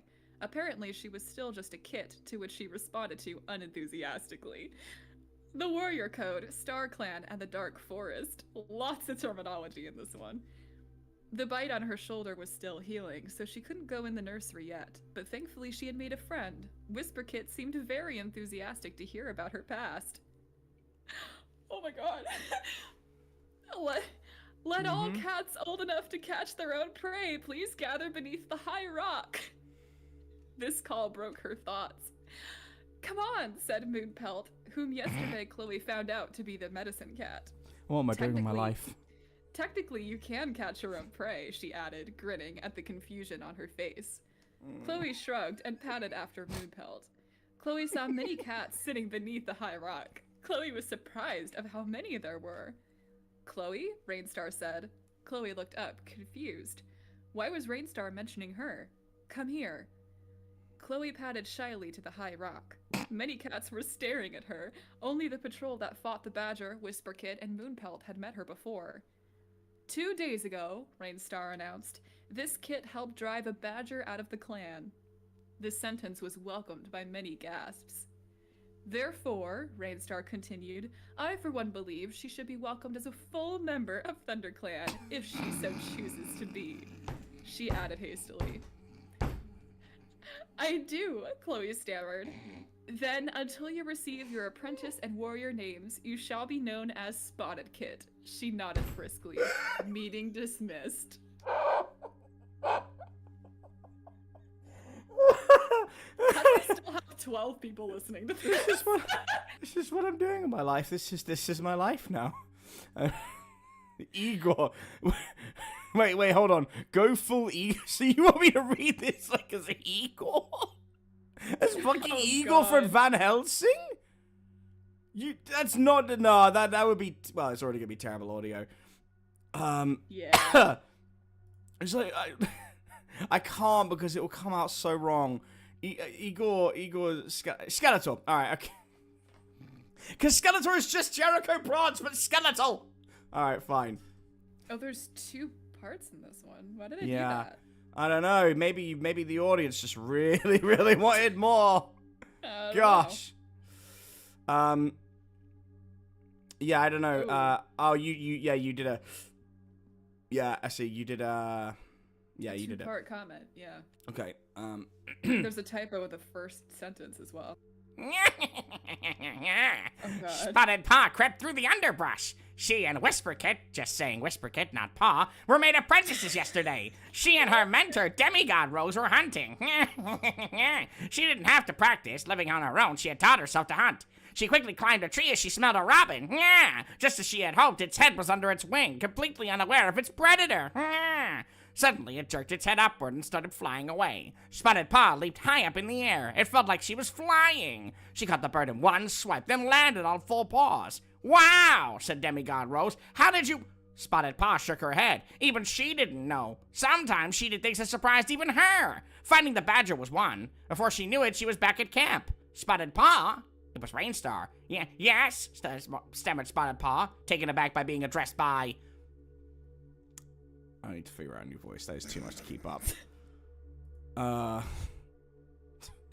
It's just like a message above it. Yeah, I know. I'm pausing to think about my life for a moment. Oh, that's fair. Just having a brief intermission. Just having a moment. Her leader. She was clearly aware of Demigod Rose staring at them from behind Spotted Paw's back. Rainstar apparently was too, because he said, "In my den, please." And Demigod Rose walked away, apparently disappointed. Once inside, Rainstar said calmly, "Would you like to go to the gathering tonight?" "Yes," said Spotted Paw, a little too enthusiastically. Jesus Christ. "We need to go then," said Rainstar, and marched out of his den. As soon as he called the others, they all set off together into the trees. As they arrived, Spotted Paw noticed they were the last ones there. They made an impressive entry, leaping into the gorge all in one bound. Spotted Paw had never seen so many cats. She immediately went into conversation with a RiverClan apprentice. Little did she know another cat was looking at her, and he would so change her life forever. Why would you switch to JJ halfway through? Why would you do that to me? Funny. Look, man, I'm just trying to get through this, alright? I'm just trying here. That's fair, I guess. I was thinking about what voices I could feasibly do. We could stop right here. We are at the threshold. We could just stop right here. We could leave it on a cliffhanger. We could park it here. Do our actual spooky 7-7 and come back to this. We could return to. All right, chat. It's in your hands. We have 3 parts of cringe cat left. Mrs. Chewy. I don't know what it was actually called. Sorry, Spotted Flash's story. If you want the rest of it, then you need to say now, or we're gonna jump over to probably the autopsy story to finish up this evening's stream, and then we will return to it later on. We won't leave it here. We wouldn't do that to you. Chat, keep in mind, I can do a Golem impression if that helps. Excuse me? Sorry. No. Pause the stream. I've known you for over half a decade. What the fuck are you talking about? What the fuck are you talking about? I'm pretty sure I've demonstrated it before. No, because I also do a Golem impression, so it'd just be 2... Oh. Alright, hold on. Oh, can we both do Golem? That would be really good. We could just do a Golem podcast. Can you imagine that? It's like... Process has been hanging at the supermarket. Yours is probably better than mine. Yes. Going down to see the Littles, yes. Get me some Lammas bread, yes. pits and pits of oxes. Too many oxes in the, you know, Oxes. far too many oxes. Precious. We need to get rid of the oxes. Ethan said Mr. Sticky. Yeah, you know, It does it's kinda kind of sound like it's Mr. kind of occurring to me, Ethan, that as a voice actor, many voices link into others, and it could very well be that without realizing it, Mr. Sticky is my Gollum. I'm gonna have to think on that, but I do feel like Gollum would have like an alternative, an alt-right podcast where he's just like, Too many oxes and gundaughters. We need to get rid of some. Yes. This is problems. Who even invited some here? It's too much Saruman. This is sorry, Saruman left wingies, yes. God. Eating the cats and dogs as they are. Oh God.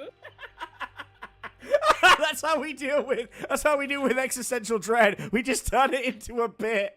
If that isn't indicative of our generation, I don't fucking know what it is. Hannibal Lecter was an amazing man. My precious. Sauron did nothing wrong. Yes. History will prove him right. All right.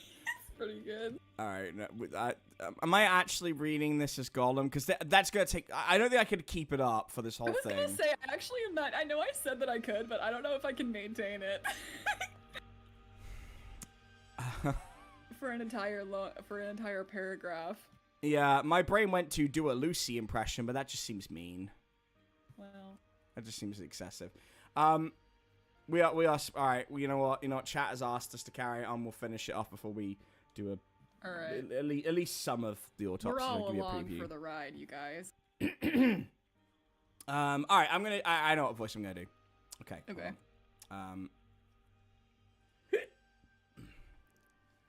Spotted Paw yawned.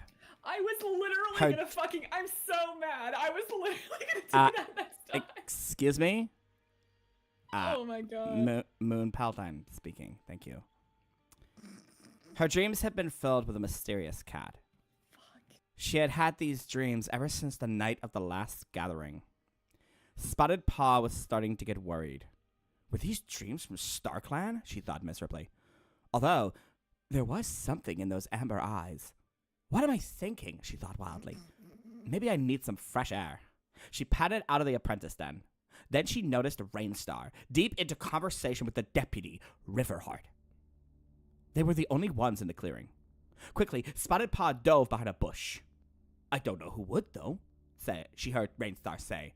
Oh, come on, said Riverheart. You don't see something fishy about that Spotted Paw? It took all her strength not to gasp.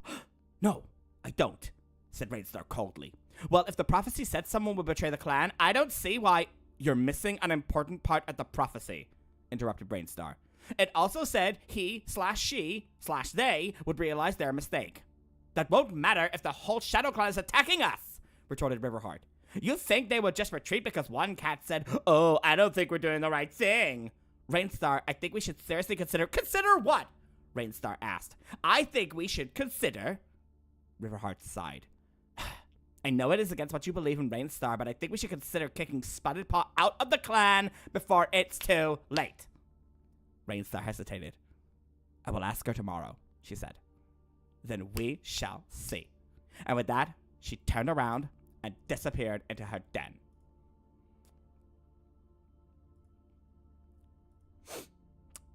Beat that, bitch. Okay, it's all me apparently, so... for a moment, because I think there's a technical thing. So, to round this out, chat, because, yeah, this is it. So, how I have one idea in mind, and it is to read this, as some of you all know, I do Shakespearean acting. And my only other comedy option here is to do a Shakespearean rendition of this chapter before we go into some actual spookiness. So... You've had drama queen Victor Mendoza, some sass. And now we're going to have some actual drama. God. Spotted Paw felt her eyes well up in tears. They don't trust me, she thought. How could I ever think they would trust me? Spotted Paw? It was Rainstar. Oh, stammered Spotted Paw, trying to look like she didn't hear what they had just said. Would you like to attend the gathering tonight?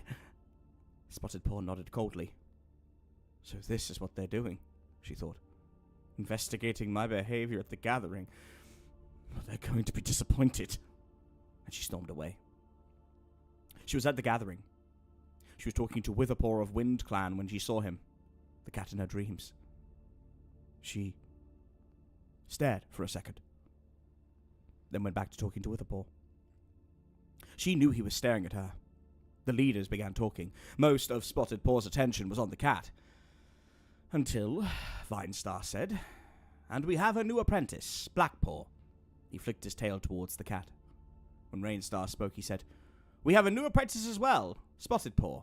And she flicked her tail towards her. She blushed. Blackpaw looked at her again. When the gathering was over, Spotted Paw followed Rainstar. She watched as Rainstar told Riverheart to lead for a bit, then fell back beside her. "Spotted Paw," she said. "I know you overheard me and Riverheart earlier." Spotted Paw shrugged. So, replied Rainstar. "I am sorry about Riverheart's behavior." It's fine, Spotted Paw muttered. Rainstar nodded, obviously unconvinced, and started leading home again.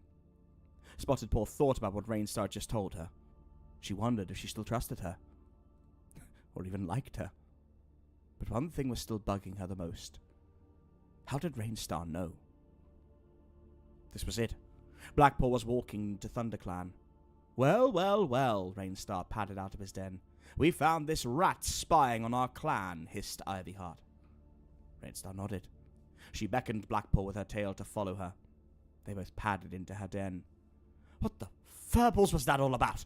Spotted Paw thought. Spying on the clan? Would he really... Her thoughts were cut off by the return of Rainstar and Blackpaw. "Well," demanded Ivyheart. "He is to go home," said Rainstar calmly, "and never return to ThunderClan." Ivyheart 101 looked shocked. Spotted Paw felt relieved. She had thought he was going to be punished severely. And he would have been if he had really been spying, she reassured herself. Wouldn't he? It was another gathering, and once again Spotted Paw was chosen to go. Hopefully they won't mention Blackpaw, she thought, worried. As they got there, the leaders were about to speak. Rainstar hurriedly joined them. Luckily, they did not mention Blackpaw. When the gathering was over, she saw Blackpaw coming towards her. She hoped Rainstar would say it was time to go, but... well, he was deep in conversation with the Wind Clan leader, Cloudstar. Spotted Paw held her breath as Blackpaw beckoned his tail for her to follow him. That is riveting, gang. That is, Oh, Matt Berry. Yeah, Matt Berry's, I do like Matt Berry. He's pretty incredible. That was a religious experience, chat.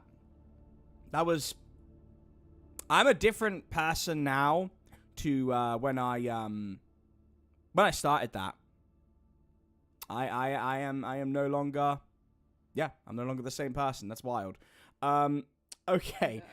Okay, welcome back. Did you enjoy my Shakespearean rendition of the finale? Uh-huh. That was something. That really was something. You're welcome. You're welcome. All right, well, we have enough time to do at least a preview of the Well, no, we're not doing more cat stuff. Don't get. No, I'm laughing because Chewie said blame Mrs. Chewie. Oh, there's no blaming. We're not blaming Mrs. Chewie. We're thanking Mrs. Chewie. That was a gift, yes. And people stayed for it apparently. So just put out the word to our other listeners. And I'll say this in Matt Berry's voice, as I can. When you join a Dusklight radio stream, you're likely to get one of two things. Really heavy, nuanced political discourse about how neoliberalism is currently killing the world and marginalizing trans people, or cringe cat stories. Dusklight radio streams. Yes. in case you guys were worried, there are 6 more parts. So I'm just saying. We need criteria to be crossed to read more of them. If I'm gonna read more of that, chat, there need to be more. We need double the. We get 30 people concurrently. I'll do it. I'll do another part. How about that? Seems achievable. I think we could do that. Yeah. All right. So, chat, just to clarify, you want us to do the autopsy story, at least a little bit of the autopsy story. As I said, I am happy to do either one. We've got. You said or we do the gothic lit intro, the graves we dig, that I know Dark Summon's already done. It's up to you if you want to hear it. It will be different when it comes out in 1, 2, 3 weeks, however long. But I am happy either way. I throw it to you, and then we'll at least do some bit. Both are very actually spoopy.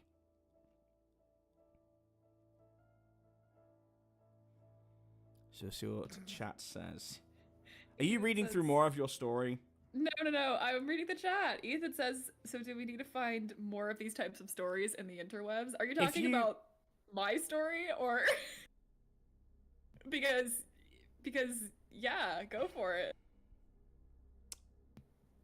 Yeah, please search out 30, more. Yeah, only if we get 30 people though, I guess.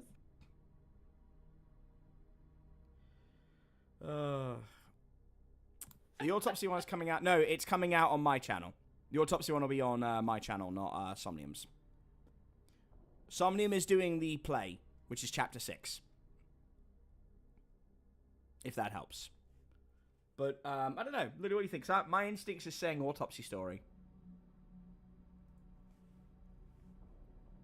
What do you think?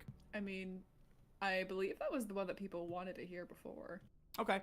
All right. Well, we'll see. I mean, it's not terribly long. I think we can get through it, and at the very least, it's something I got to record anyway. Yeah. So I know you will do yours separately, but the only thing we've got to figure out, chat, is before we start, and we'll start in about 2-3 minutes. So those of you who are popping in and out for when we do the scares, it'll be in a moment. I'm wondering, do we split Faust and Bancroft? Like, do you want to do Faust for this? Technically both men, but it doesn't matter, does it? Oh no, I mean I don't care about that, but okay. I don't know which part is which. Hold on. It's you'll say on there. Oh yeah, okay. Yeah, okay. All right. Faust. Yeah. Okay. All right, gang. Settle in. Pull the lights down. This is the 5th chapter in the story. This takes place canonically after the Long Goodbye, which obviously we just put out. This will be the... I mean, I actually don't know if this will be the next one I'll put out. I may do my own version of the Graves We Dig and stuff, but we'll see. But either way, this is an incredibly, hopefully, unsettling read. And with the sound effects, it should be good. Hello, Dexter. Welcome. Let's get into it. I give you the Autopsy of Patient 77B. Static blares through a faded oblong-shaped television. A relic from the 90s the masses have long since abandoned. After a few agonizing moments, it connects to the local channel and life begins to erupt from the screen.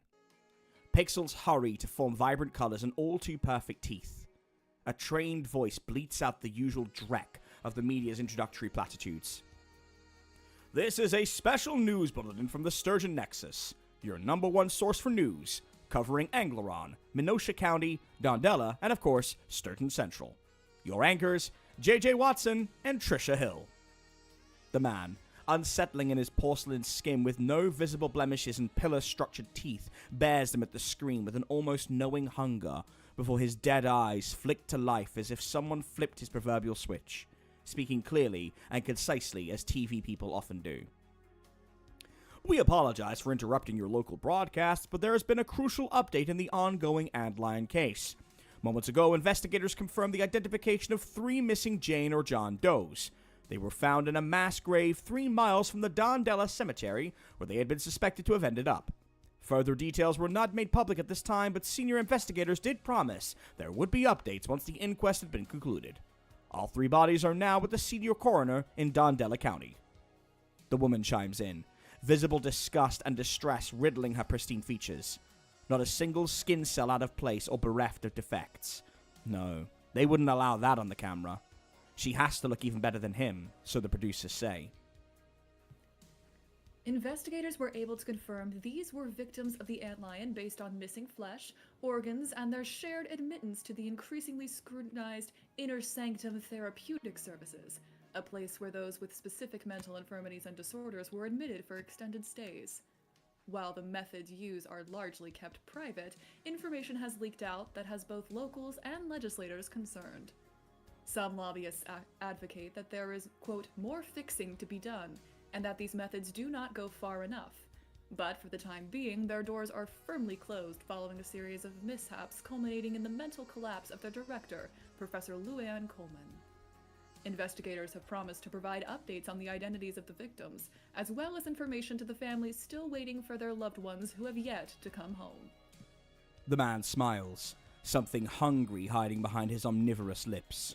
A mouth that has uttered more damage than most tilted into feigned sympathy. Our thoughts are, of course, with those families. In other news, the Day of the Fireflies is coming to Sturgeon once again, where all cultures unite to give something precious up to the umbral door. What will you give over? Well, JJ, I think I'd give over something precious to me. Something like the... Transmission begins to fade to white noise as the volume is turned down and the listener walks around still unseen. As the listener walks around the still unseen room that reeks of ammonia and stale air. Footsteps echo and bounce incessantly off of marble floors and unforgiving walls. This is not a room for people to live in, to love in, to thrive in. That much is apparent. The man sighs in a way only the truly arrogant can. This job was beneath him, and he resented being called out in the dead of night to perform routine autopsies that could be done by his juniors. But the DA had been insistent on expediency, and his 2 students could learn much from him. What use was there in fighting? He needed a vacation, that was certain. Still, it would be over before long. Dictation started. This is the first of 3 autopsies we will be... This is the first of 3 autopsies we will be conducting today. It is 1:57 a.m. on the 18th of December, 2021. My name is Miles Bancroft, and I am the senior coroner in Dondella County. Alongside me is Dr. Faust from the Dondella branch of St. Martin's Hospital, and they will be assisting me during the first 2 autopsies and leading the third. You will forgive any informalities during our transcripts. These are being requested for internal use only, and I'm sure the DA will overlook any potential unprofessional quantities in our dialogue. Mr. Faust enjoys their banter. Faust interjects. A slimy, surreptitiously dirty tone ekes out of every consonant they speak. He feels foreign on the ears, unwanted, uninvited. I am merely here to do my duty by the association. If you wish for me to leave, I'm quite sure the governor would understand. No, that's quite all right. We will proceed, if you're ready. Dr. Bancroft clears his throat and moves towards the table. External examination. Summary. The first body is presented in a black body bag. At the time of examination, the body is not clothed. The body is that of an underdeveloped, malnourished 30-year-old Caucasian, measuring 64 inches in length, weighing 122 pounds, and appearing generally consistent with the age of 30 years. Are you going to redact the gender? I am. Do you take issue with that? I will withhold my thoughts for the moment. Proceed. The body is cold and unembalmed with expected lack of rigor. Lividity is, at this point, non-blanchable on the upper body. Some non-blanching lividity is present in the hands, right lower side, and upper thigh, coincidentally matching up with all visible bite marks and missing flesh. If you'll permit me to speak candidly, these wounds were not post-mortem, and it is my determination that the victim suffered a great deal. The corpse's suffering is not relevant. They made their choices. and the association is not interested in your misplaced sympathies. Please continue. The scalp is covered by short, cropped blue and green hair. The body hair is reduced and shows signs of routine maintenance to keep clear. The skull is symmetric and there is evidence of repeated trauma in the parietal region. My best estimate is that this doe was subjected to repeated bloodletting based on the numerous holes within the skull. Faust scoffs and mutters something under his breath. The eyes are open and the irises are green. Pupils are asymmetrically dilated. The teeth are mostly natural and well maintained. 2 back teeth are missing. The anterior chest is of normal contour and is intact, though there has been cosmetic surgery done and 2 scars surrounding the areola remain. No palpable masses. The abdomen is flat and the pelvis is intact. The external genitalia are unremarkable. That much is apparent. What a waste. May I remind you, Dr. Faust, that this is a person laying dead in front of us. A person whose family and loved ones are desperate to know how they ended up in such a horrific situation. Faust leans in and scoffs again, making notes. Doesn't look much like a person to me. More like an anomaly. Perhaps you should remember you are dealing with a corpse, Dr. Bancroft. It hasn't got feelings. I dare say it barely understood the concept in life, either. Come now. Your heart is bleeding so much it may as well be on the metal slab alongside this waste of meat. I will have no more of this disrespect, Dr. Faust. You will refrain from behaving in this manner, or I will lodge a complaint. Am I understood? Crystal, sir. The back is symmetrical and intact. The upper and lower extremities are symmetric, normally developed and intact, though the right arm and thigh do have multiple scars, likely induced via self-harm. The hands and nails are damaged. I note torn ligaments in the left middle, index and thumb. The right hand is entirely broken, and the nails split with soil, hair, and skin underneath. These will naturally need to be inspected. Scars are present on the chest, right arm, and right thigh. Tattoos on the feet, forearms, left finger, left ear, neck, and back. Internal examination, summary. Dr. Bancroft prepares the tools and begins to saw through the skull of the patient. So, tell me, Dr. Faust, what does the association want with these victims? It's unusual for your group to pay such a close eye to things like this. Firstly, let's not jump the gun calling them victims. These people made decisions based on their weaknesses and illnesses to be where they ended up. We do not know for certain of their victimhood. Secondly, the Association for St. Martin simply wants to ensure due diligence is carried out on a case such as this. We are all, of course, closely tied to the methodology and those impacted by it. I will do my best not to interfere too much, Dr. Bancroft. The saw finishes and the cracking, grunt, and eventual forcing of the skull to pop like a cork fills the tape as Dr. Bancroft reaches his hands into the victim's skull. Central nervous system. The brain weighs 1,340 grams and is within normal limits, though I spy old wounds across the tissue. The brain is deposited into a metallic bucket as Dr. Bancroft inspects the skull. Skeletal system. I expected there to be more trauma within. Perhaps a subdural hematoma with fractures of the parietal region causing fragments to splinter into the brain tissue. But while there are penetrative wounds, that is not the cause of the victim's death. Though it should be noted there would have been great pain during this process. Respiratory system. Throat structures. The oral cavity shows multiple lesions. Likely our doe bit down repeatedly on their tongue and cheeks during moments of great pain. The missing teeth could also be explained this way if the doe was subjected to blunt force trauma, and this would fall in line with practices of the... I advise you to stop there, Dr. Bancroft. You are not permitted to make such speculations or judgments on what a private institution does with its patients. Be very careful where you tread. Oh, you cannot be serious. It is entirely within my job to make these speculations. Not while I am here. Continue. But no, any such theories will be redacted from the record. Fine. The mucosa is intact, and there are old injuries to the teeth, newer to the lips and the gums. While there is no visible obstruction of the airway, it looks as if the doe choked during their final moments. We'll check the stomach contents. The mucosa of the epiglottis, glottis, and piriform sinuses are all anatomic.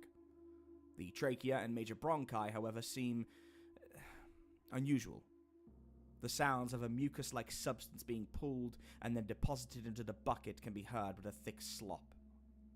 This particular substance is almost tar-like, black and opaque. No odor, but feels warm to the touch. It is lining the interior of the victim's respiratory system, which could be a factor in choking. That being said, no further injuries are seen and there are no mucosal lesions. The saw whirs up again and begins its laborious journey across the doe's chest cavity. I take it you believe in alternative medicine, Dr. Bancroft? Not a fan of the traditional ways? You never change, do you? Can't leave well enough alone, always prodding and poking at anyone who leads a lifestyle that doesn't fit with your worldview. You were always an instigator, even before it became the in thing to make your name off of being an unmitigated prick. I prefer to think of it as enlightened and unrestricted. I do not tiptoe around anyone, and I will not apologize for my views on how I think things should be.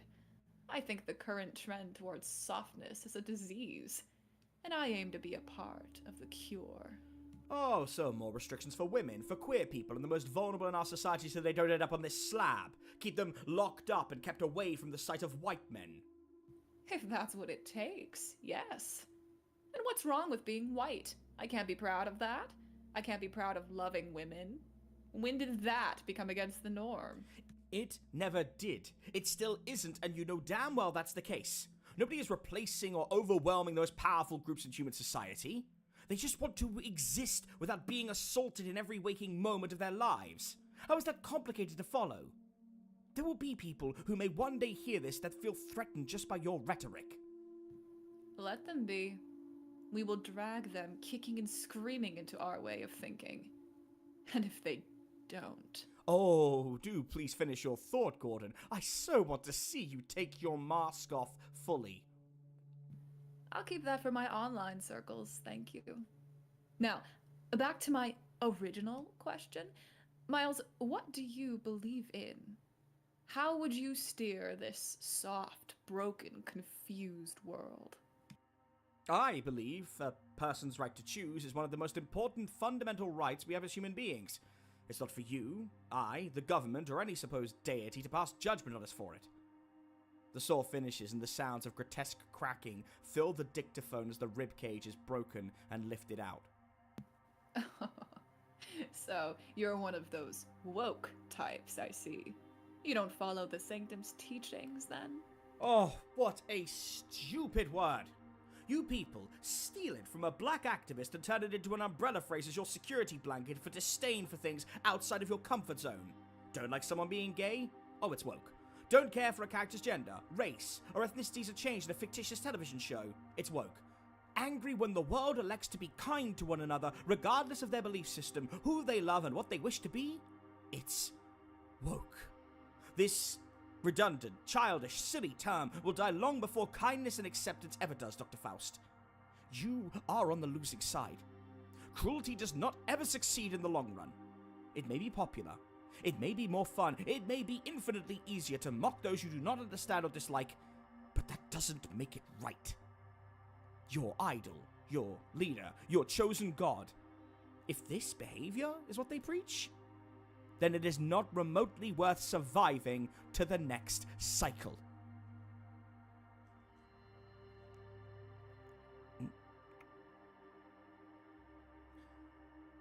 I suppose you don't listen to me, though. What with me being the enemy as a gay man?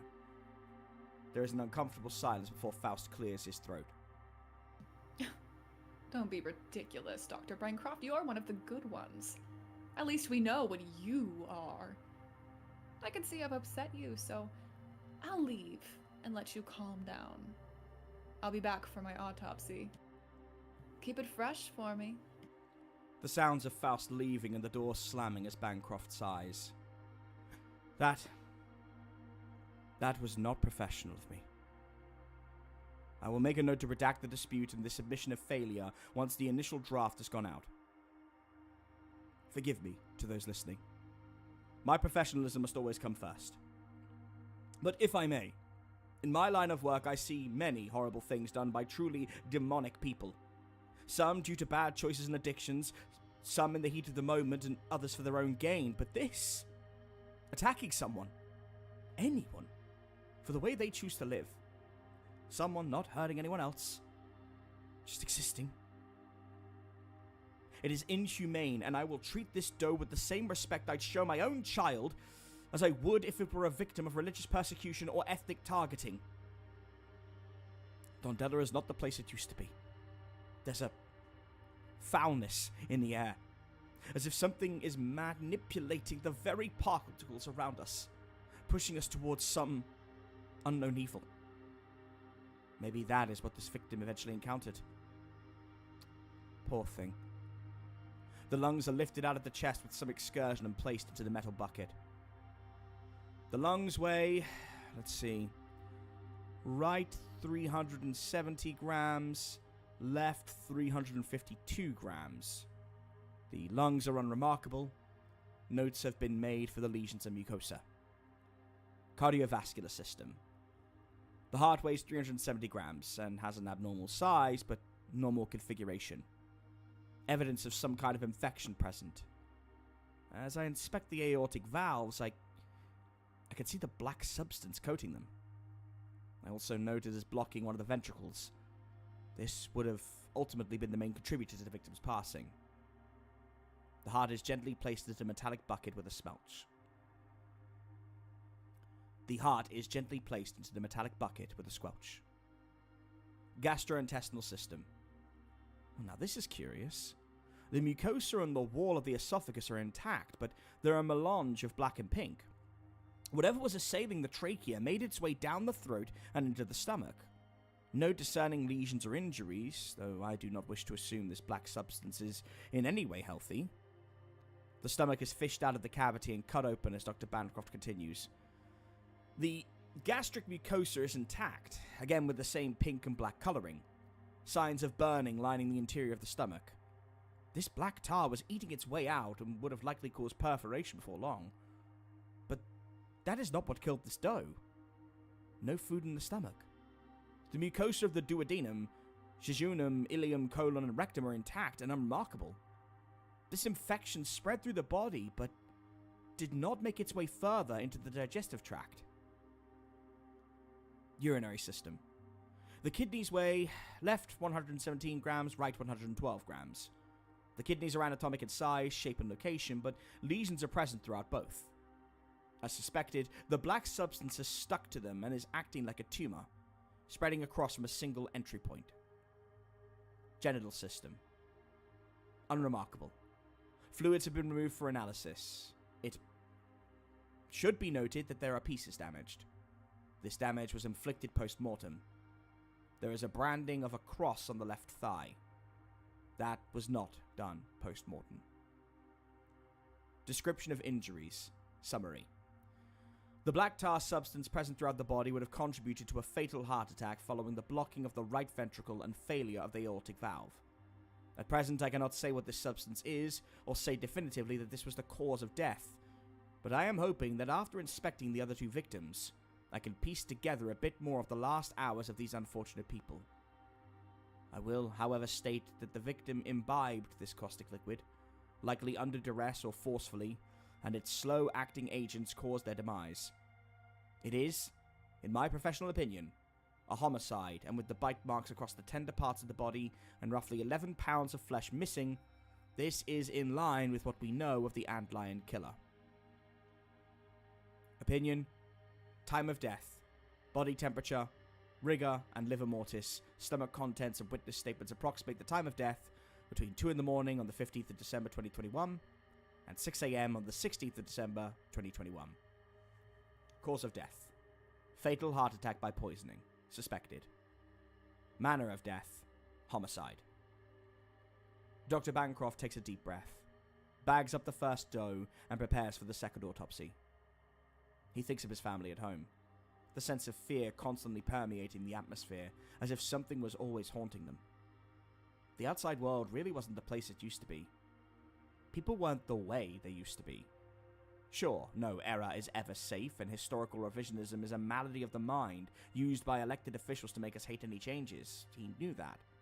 He clung to that, and he reminded himself of the trappings of such thinking. But that didn't mean that there wasn't ugliness in the world now that hadn't been there before. No. Maybe that was naive of him. Maybe it had always been there, lurking in the shadows and in hidden rooms that people boarded off for their own good.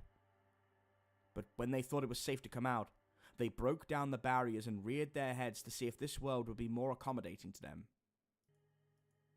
They were. Bancroft took one last look at the first doe, zipping them up as he thought of his firstborn. Imagine them on the slab, being dissected in this way, without identity or dignity. The monsters amongst the community would relish in that, he thought, picking the bones clean even in death, ensuring this victim never stopped suffering. Conspiracy theories, hateful views, dark humor content, all proliferating like a cancer in a society that wants to play the ultimate bully. One who berates, beats, and abuses its victims, even in death, but will cry a foul and play the victim the moment they are challenged by someone else. They became powerful. So powerful that any circle of human influence had them lurking in plain sight. Now, they were Bancroft's bosses. They were Faust.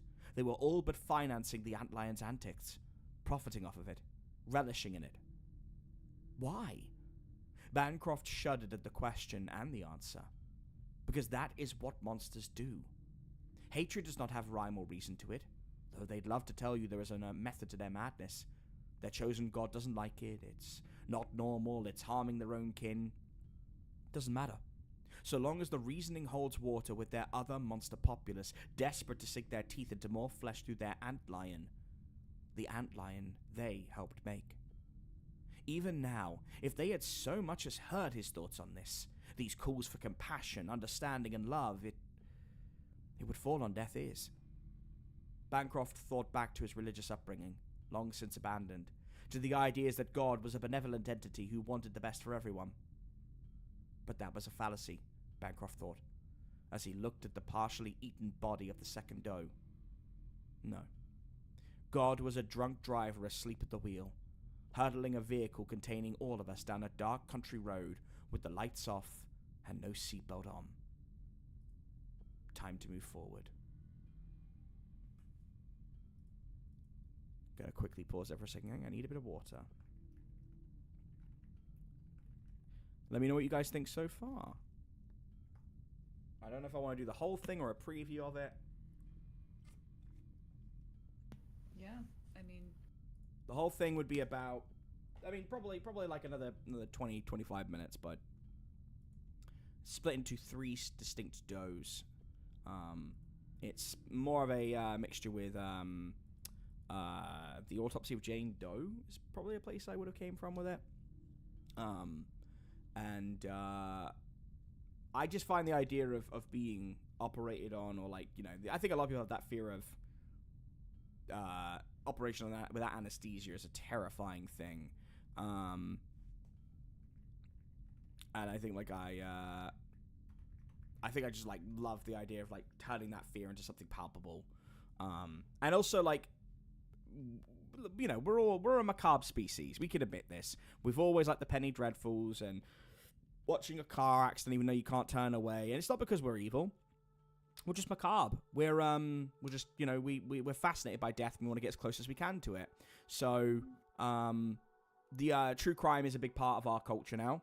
And I think it's not necessarily because we're like we're pleased and we get joy out of it. We're just fascinated by it. So doing the autopsy piece, I think, hopefully will stimulate the part of the brain that really enjoys the freakiness of of how these things are made. Because I don't think many people, and I'm guessing chat, the same for you. How many of you have actually heard autopsy transcripts?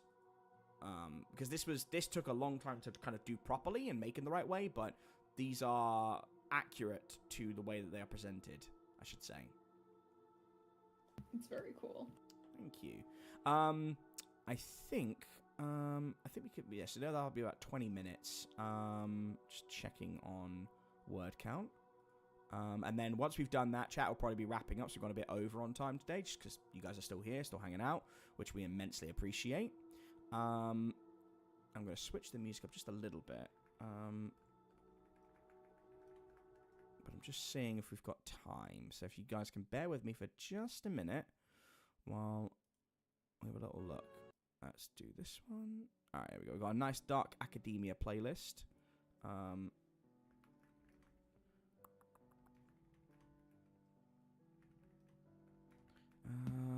Man, I'm just thinking about it.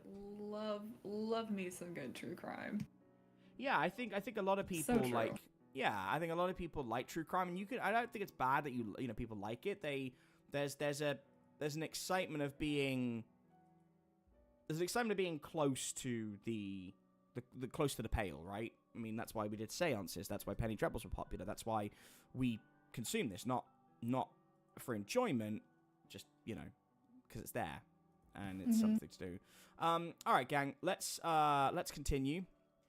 And I think we've got another, it's probably about another 15-20 minutes at most, and then we will be wrapping up. So just a reminder that on Monday we will be doing our first stream for the new campaign, 7 p.m. same time.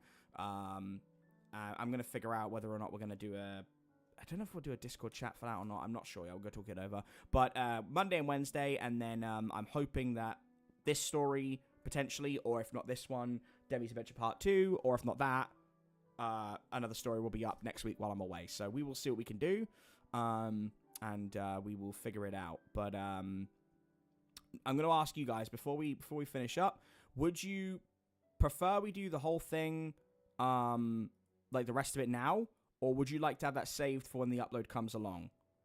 And I don't mind either way. We've still got a bunch of you here, so I am happy to carry on the reading and finish it off. If you don't want to be tantalized by having to wait like a week or 2 weeks, that's fine. Obviously, the end result will be a lot more like well-rounded in terms of its sound design and whatnot.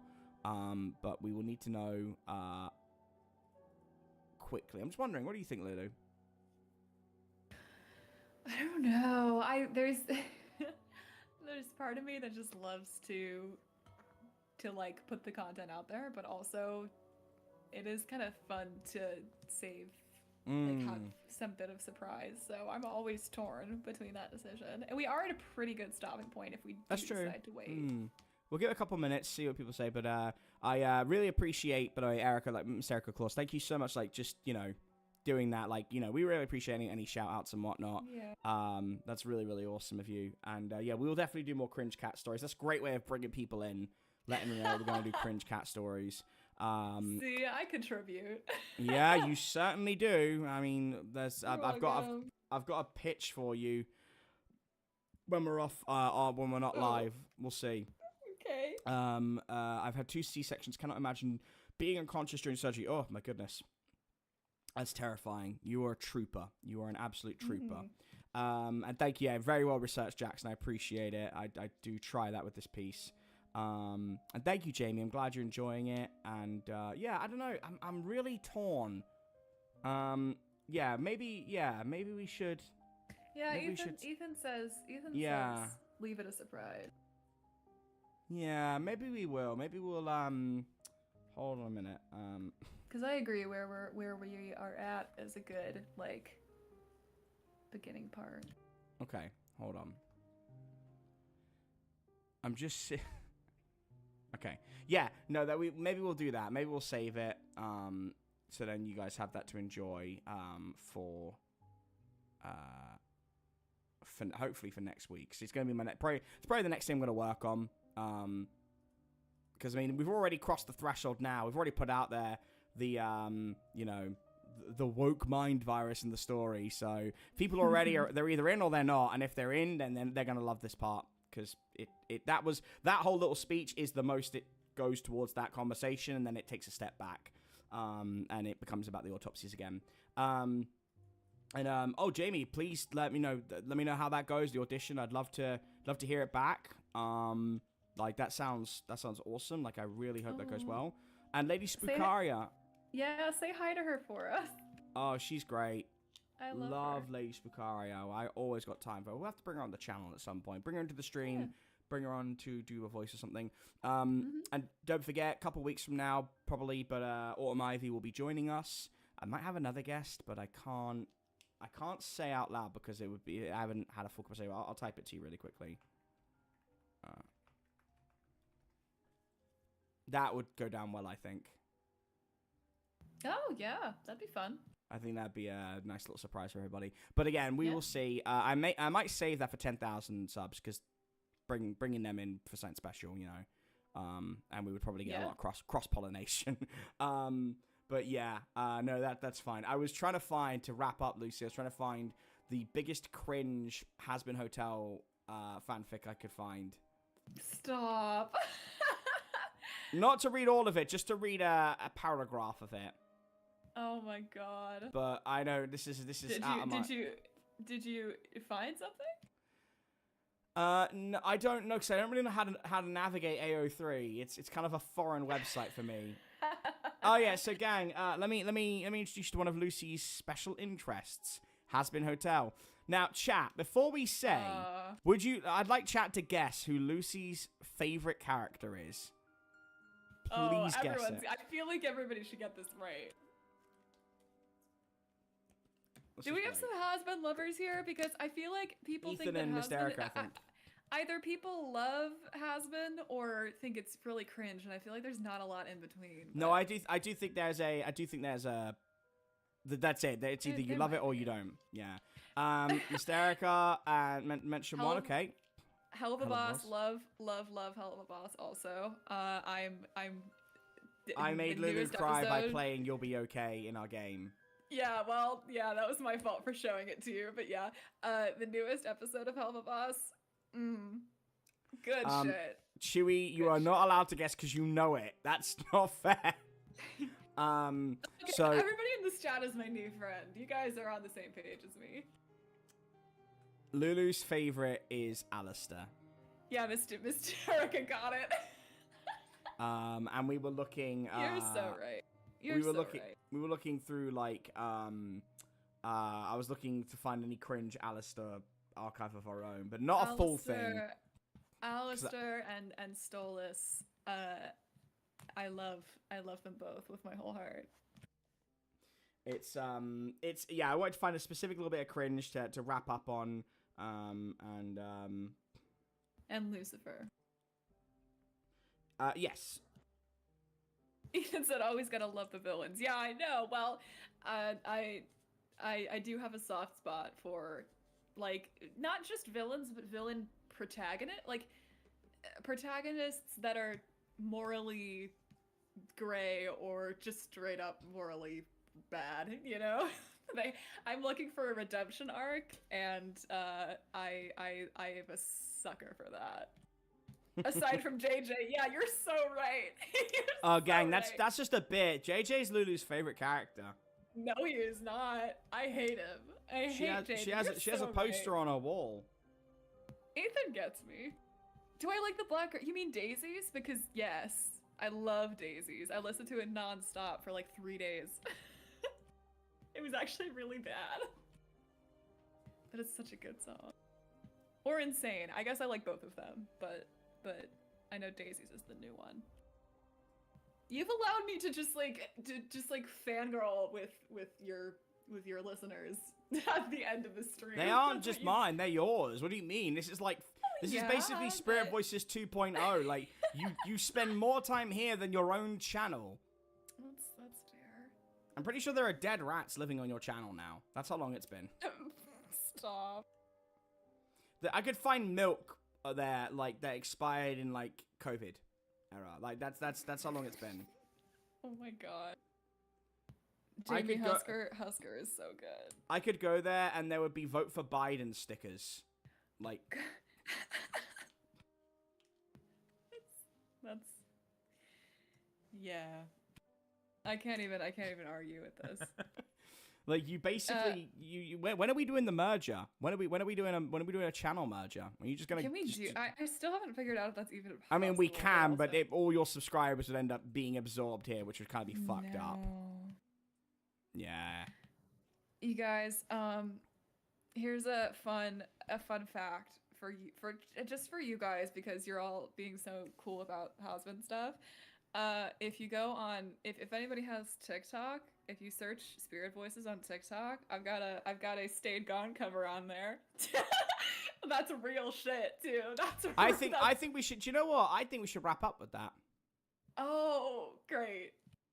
What do you think, chat? Should we wrap up with a very special rendition of SpiritVoices singing "You've Stayed Gone" as a thank you to everybody for staying this long? But if we do this, only to the people who like Hasbin Hotel. I expect you all to be here 7 p.m. EST, same time Monday, and y'all better be active, because I'm gonna see that on the stream. So I'm expecting 15 concurrent viewers minimum for our stream to make my players shit bricks. Okay, let's all right, Lulu, send it over. I can find it for you. Yeah. That's I don't have it. It's not on my favorites. I'm sorry. She knows it's on my favorites. Whatever. Hold on. I know I sent it to the group chat before. Give me a Yeah, second, but that was guys. a long time ago. I got it. Hold on. So many in the past 2 streams, I've addressed subject matter that I never thought I would address on a live stream on YouTube before. I've read some really cringy stuff from my childhood, and now I'm talking about Hasbin. It's great. I love it. Hold on.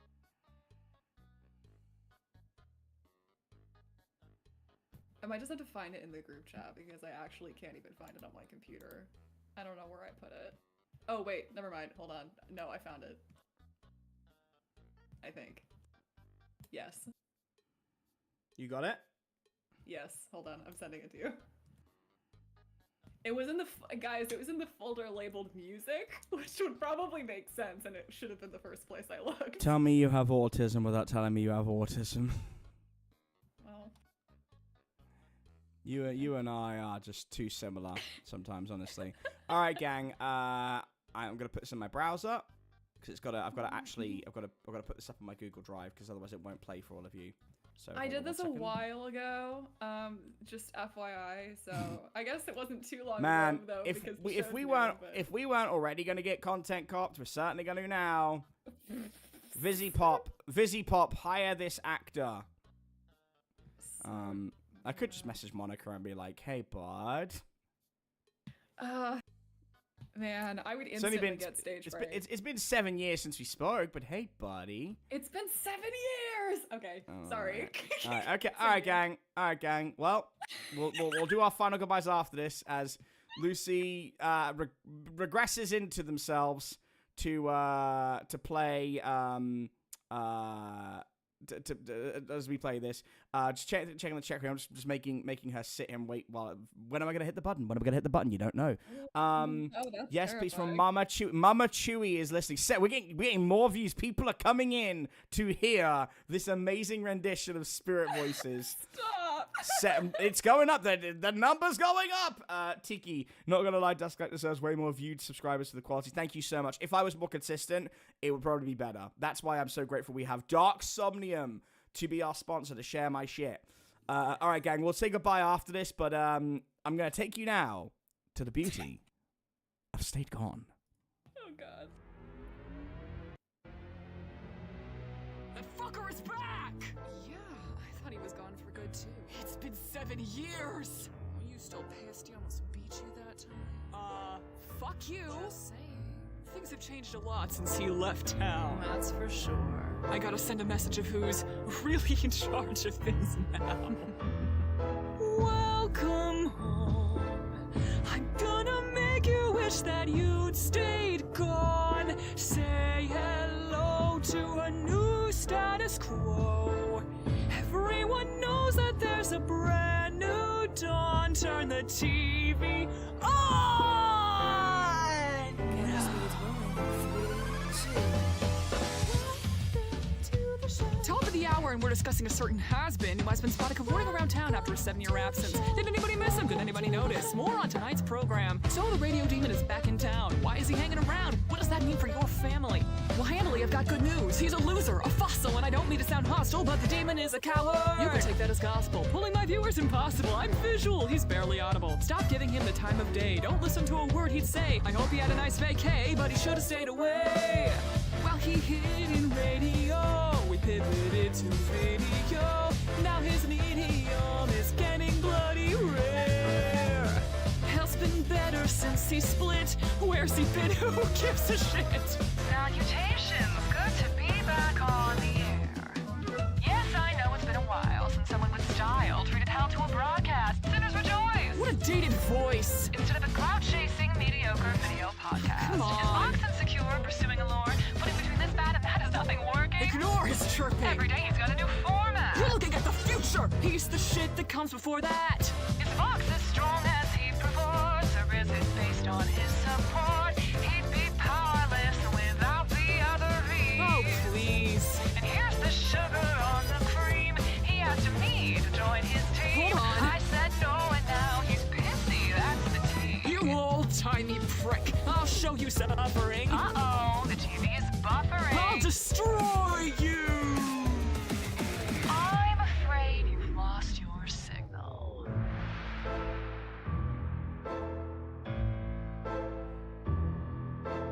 Let's begin. I'm gonna make you wish that I'd stayed gone. Too naughty. When I'm done, your status quo will know it's a race's run. Oh, this will be fun. Fuck. Unbelievable. I think I speak for everybody when I say we need to put that on the channel. I think either you, it should probably go on yours, but I think that should at some point. Because you know, what about all the people that didn't hear that? You know, like there's what 20 people here, right? Which is I think is a lovely number for a stream. But Lulu, like, you know, when we get shared, we get like, you know, a few thousand people on a video. Like, I think, and I think chat would agree that perhaps we should put that on the channel. Well, I mean, would we get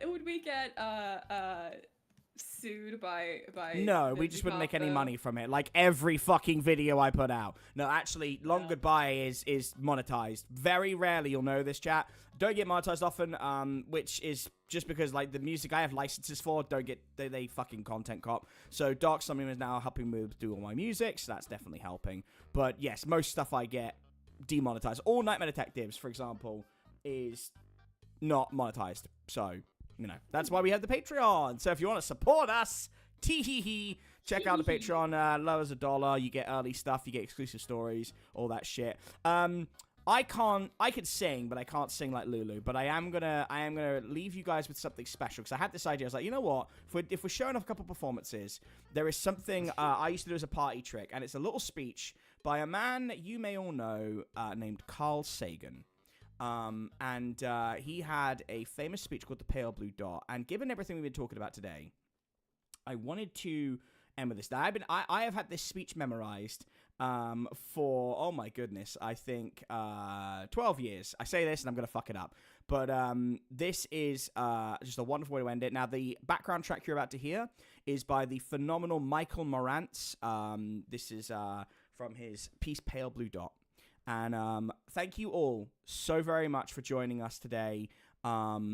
It's been a lot of fun. Just have, again, like even just doing this, just 2-3 consistent streams. We've gone from like 6 or 7 to up to 20. We know we can do more of that. I am looking forward to seeing you all on Monday. Both myself and Lucy will see you on Monday. We will figure out some more fan interaction. We'll figure out the merch. You could check out everything there.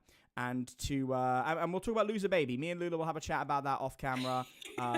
She sees what I'm saying, like all that shyness. Got it recorded, I just didn't edit exactly. All that shyness, and then you know when you see the fandom, you know. But we'll figure out if it's going on Spirit Voices or Dusklight. But from myself, from Lulu, thank you so much, and I'm going to leave you with this, the pale blue dot. So if you're not driving or not handling an ice cream machine or doing anything dangerous, I want you to close your eyes, just take a few deep breaths, and enjoy what I'm about to do for you, hopefully.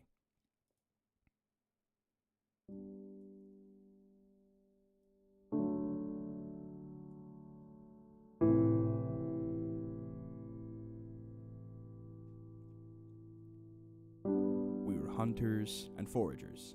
The frontier was everywhere. We were bounded only by the earth and the ocean and the sky. The open road still softly calls. Our little terraqueous globe is the madhouse of those 100,000 millions of worlds.